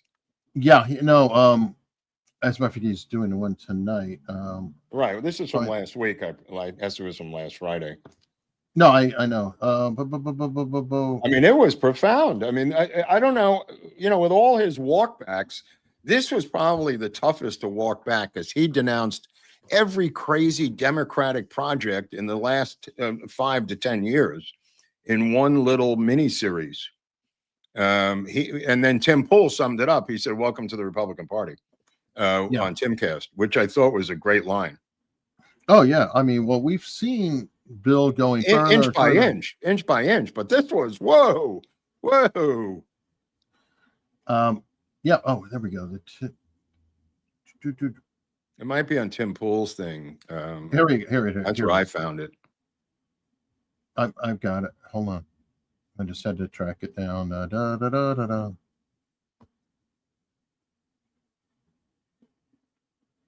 All right. Sorry. Just pretend I'm two-way.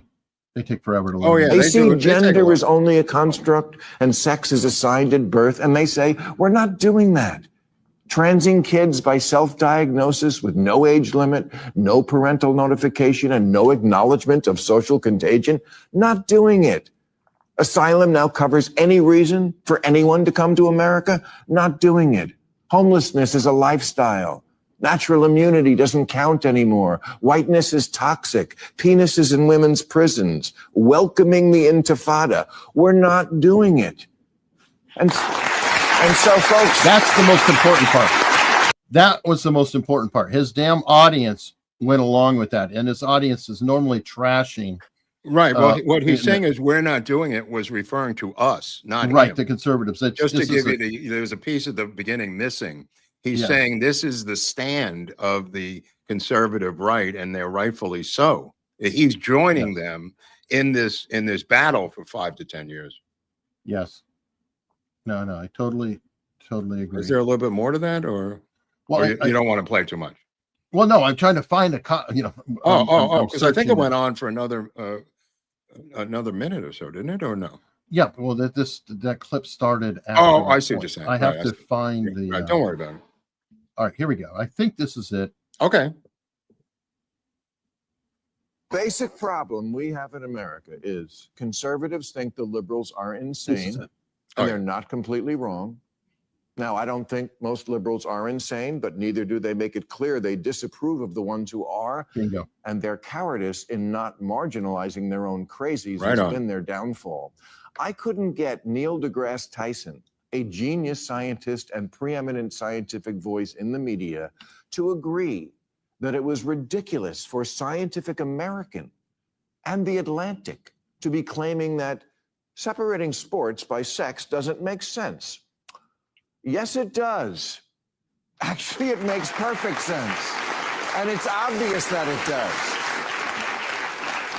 And there's a lot of stuff like that on the left. And when conservatives see it, they say, I'm sorry, we're just not going to go along with reinventing society, often pointlessly, even if we have to cancel democracy to do it. That's what they're saying. They see gender as only a construct and sex is assigned at birth, and they say, we're not doing that. Transing kids by self-diagnosis with no age limit, no parental notification, and no acknowledgement of social contagion, not doing it. Asylum now covers. Wow. Yeah, I mean, he got a big round of applause at the end, but like I said, how do you walk back from this? I mean, he has crossed a line here for the first time that's maybe unrecrossable is what I'm getting at. Because like Eric said, he has been dabbling in these things for a number of years now, and then the next day denouncing Trump to save his bacon. But this thing, holy cow. Yeah, but he just preached to the choir. That's why I think he knows. I think he's pulling his audience with him on this little journey of poke at it and then pull back, poke at it, pull at it, because I've never seen them clap like that. Normally when he says something about, trans, there'd be like an uncomfortable titter. Well, the first one was he would kind of yell at them and be like, whatever. He does yell at his audience, but they were full throatedly like, yeah. And I think that's a sign. Another sign of that is actually let him have Rob Reiner on again and see if it's there's Rob Reiner. Yeah. No, I was going to say Harry Potter girl, Emma. I forgot her name, but anyway, the actress who's in Harry Potter who was trashing Emma Thompson, I think it is, or no, Emma Stone. I don't think so. Emma Stone. I'm waiting on the chat to save me. Yeah, I think it's anyway. She trashed Emma Watson. Emma Watson. That's another. Anything with Emma has got to be Stone, Watson, or something else. Anyway, she was trashing J.K. Rowling left and right. Well, finally, went a bridge too far. She went on a podcast and she goes, "Oh, I love J.K. Rowling or whatever." And J.K. just laid it out and said, "You know what? I felt for them because they were children, and I felt a degree of protectiveness, so I just shut up. I didn't tolerate it. But when you," and I guess Emma Watson, like, while she was trashing her one time, sent a note saying, "I'm sorry this is being hard on you," or something, and Rowling just laid her out. I mean, saying she's like, she will never know hardship. She'll never know anything. She'll Yeah. never know any of this stuff. Yeah, they're And set it for was life. They're set so for life well. financially. They're treated, they live in a bubble. Even in the bubble of a movie set, they're in a bubble. And during COVID, they actually had separate bubbles, A, B, C, and D. I was talking to a location sound guy yesterday about the state of affairs, and he worked during COVID in those bubbles, and he said it was just insane. Everybody was sent back to their separate hotel rooms and had to sit there until the next bubble, until you got to work the next day. So they drank heavily. Wow. Yeah. All right. Still a ton of super chats. Dustin Russell, I'm an let's talk impeachment to Russell. He knows how to impeach a judge. Thank you, Dustin. This guy comes from Impeachment City in Youngstown. He knows things. PD is saying, remember, Mark, next time you're in Texas, Bob Willis is still the king. Well, that's why I'm wearing the shirt, because Eric and I are going down to Dallas, and Bob Wills is still the king, and you have to ask yourself, what's Fort Worth? I'll put that out there too. All right, worth the world to me. Dina, appreciate you guys. Hugs from Seoul. It's Chosik here, similar to our USA Thanksgiving, kind of. Okay. Weird. So happy Chuseok. I don't know if I'm saying that right. Don't go north, because they'll take those silicone breasts right out of you, Dina. Oh, she could be. You never know. Don't head north. Don't cross that DMZ. Somehow, I don't think you have to, fight people off. The rifles point one direction. Right. Well, you had some Eastern, Western Germany. It's like nobody was saying, "Oh, I got to go to East Germany." Please. I need to go to. Well, there are idiots who do want to go to Cuba. There were some. Remember, there were people who defected to North Korea. American soldiers. You could look it up. True. Yeah, that's true. There was a handful. Yeah. Well, that started the whole mind control experimentation and question, and Robert Lifton and thought reform, and on and on and on. Dr. Evil 814 says, hold on, LA's burning madness. Yeah. Well, they put together a task force to find out who was to blame for the fire, and the task force was hired. It was a law firm. It was hired by the Board of Supervisors, and they came back and said there was nobody to blame. So now the victims are now screaming bloody murder again, because they wanted to blame or find out who was to blame. And they said, we looked at the thing for a number of months, and it's clear that nobody's to blame. All right. K-Dog with $20. Thank you very much. Crazy world we live in. How about a best of Jasmine Crockett montage? You know what, K-Dog? I think we've put her up before. Oh, no, we have. But I'm thinking that as she shuffles out of her office when her term ends and her seat is gone, it could be a nice farewell compilation somebody could put together for her of all of her fine ghetto moments. Well, she's like that governor of Georgia who thought she was still the governor of Georgia. Abrams, who never got elected. Stacey Abrams, who never got elected. But she never even got elected. At least Crockett did get elected to something. I see a future for Crockett in Hollywood, which is where I was going, which is what happened to Stacey Abrams. She ended up being a supreme leader on another planet for the Federation in Star Trek. Okay, well, fair enough. I see Crockett doing a similar path. Well, it's got to be another planet because she surely doesn't belong here. Right. PD. Alberta is oil and agriculture. Our federal government takes our money while at the same time blocking our ability to build pipelines. Wow. We vote right. See, that's why I say, well, you better keep voting right and get out of there and form your own get out country. and be your own country. I guarantee we will be friends. Like you know how many oil lease treaties you could sign with foreign nations and you could take that to the bank. And us, I mean, no, it would kill Canada. It takes away their whole bread basket, oil basket, whatever. Canada would invade. They would militarily invade before that would be allowed to be. Actually, it's both their bread basket and oil barrel. Yeah. Think about it. Diffuse Tractor Guy gifted 10 America's Untold Stories memberships, which we do appreciate. Keeps the tractor running, Diffuse. Yes, it does. Yes, it does. Thank you. I think that's his birth date, 1956. I'm going to take a guess. PD Eric, you should interview Alberta Premier Danielle Smith. I think your viewers would find it interesting to learn of our fight with the insane feds. Well, this I'd is be happy America's to Untold if somebody can Stories. connect me. When PD puts together Canadian Untold Stories up there, which I have been urging him to do, that's who he should interview. We got our hands full with the United States here. Hold on, Mark. Hold on, Mark. Yeah, I've got another channel. I could interview her. Oh, just like you go have ahead, What's of Up with course. Lord Buckley, so that's cool. Well, you got Viva. I'm sure Viva's interviewed this woman before. He's done everything. Oh, do you remember the guy with the robot arm? Yeah. at the meetup? I showed Piscaladero or something like that. No, yeah, Andrew something? like Piscaladero. Oh, I don't remember his last Something name, like but that. It's Viva was texting me, asking me if he was insane. And then I said, why do you ask? And he said, because I just interviewed him on my channel. And he said it was really a contentious interview. well, we had him at the meetup. I don't know if we had him. Was that the Vegas meetup? Yeah, that he was at Viva the had? Las Vegas meetup, and Okay. there was a little bit of tension there. Viva told me that he has been targeted and fingered as the actual Charlie Kirk assassin by Can- internet people. Stop interviewing me.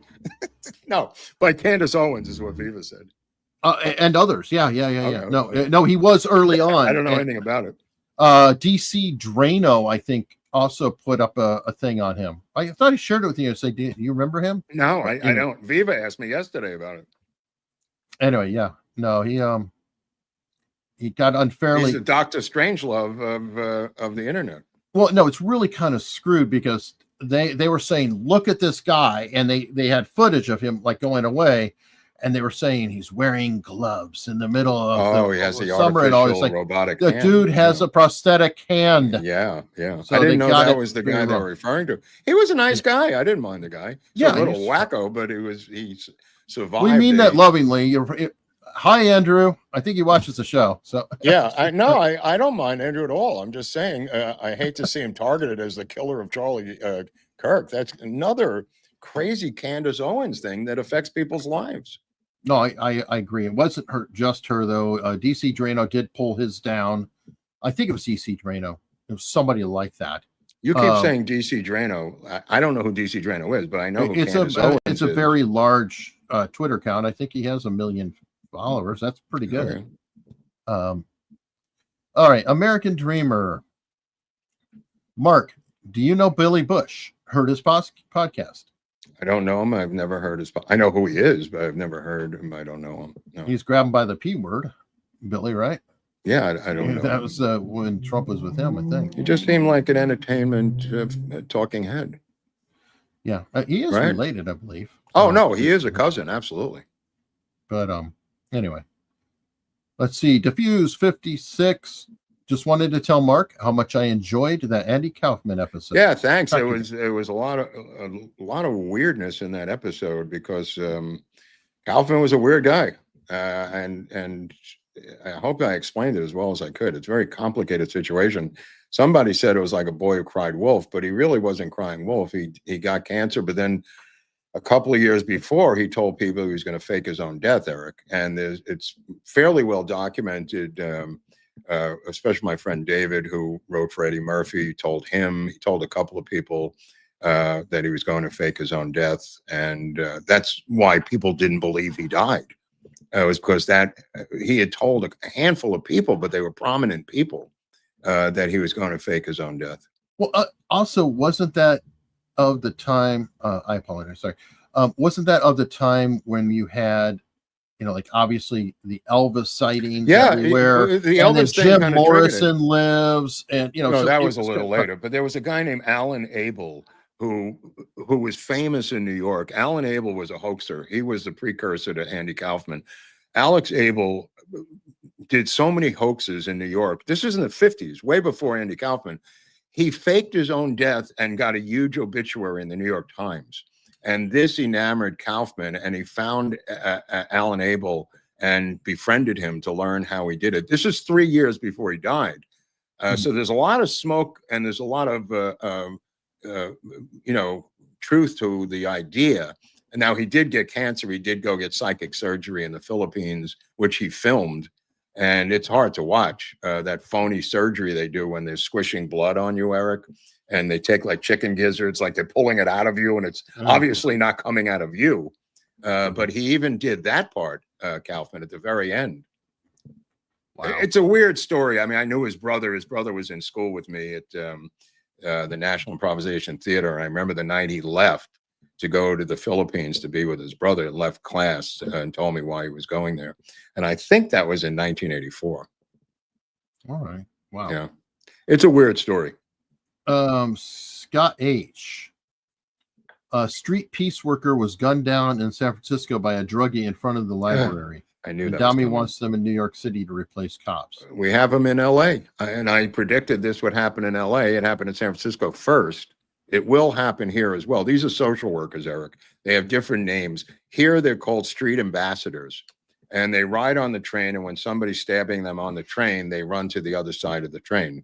When somebody's stabbing a civilian, and they try to contact the police as fast as they can. It's pure ignorance. I mean, there is nothing wrong with that, with having somebody who's counseling, but you have to secure the effing situation before somebody can talk to them. It's like, first you have to stop them, then you can give them counseling. You see them on the train. They're just on their phones, sitting there. It's the greatest job of all time. They're sitting there checking the internet on their phone, sitting down with an orange vest on.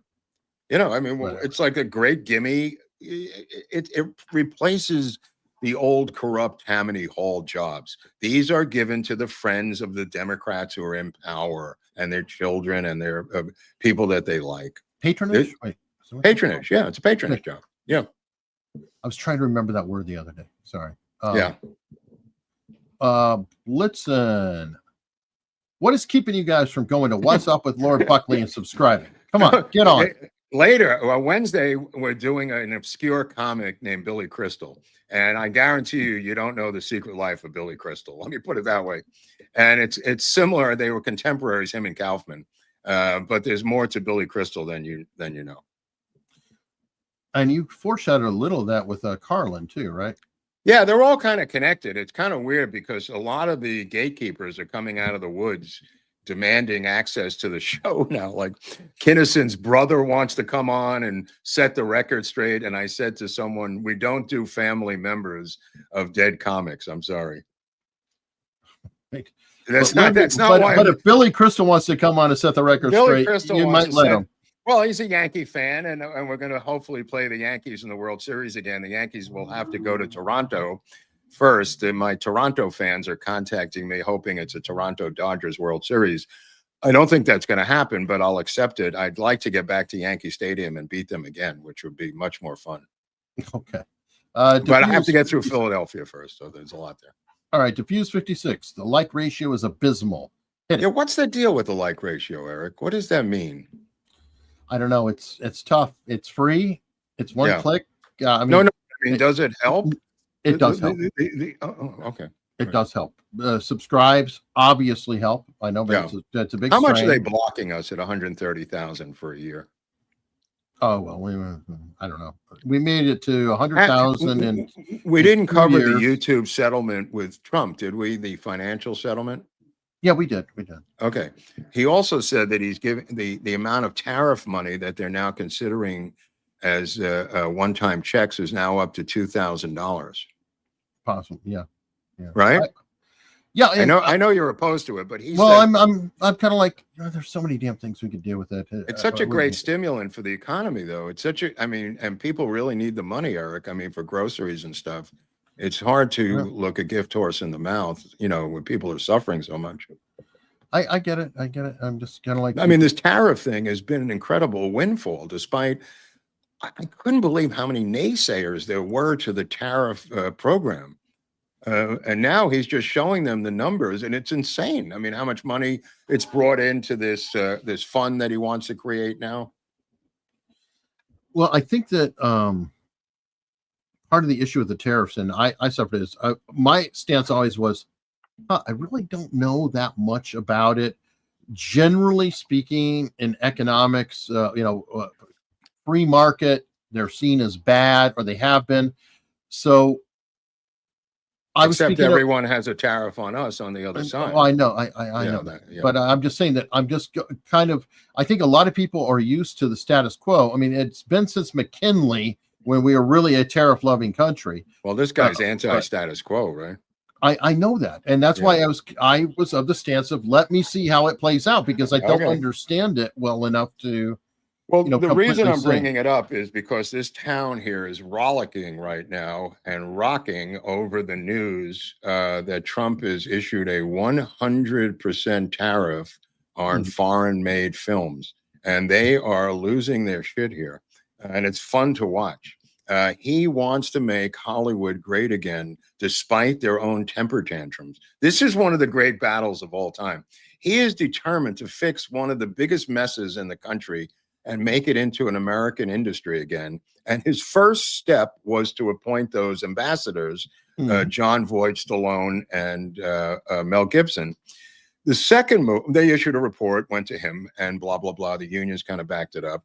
And then Newsom countered with a phony tax abatement as if that was going to fix the production problem in Hollywood. I've talked to a number of crew members who said, just laughed at it, saying this is not going to make a dent in the Hollywood demise.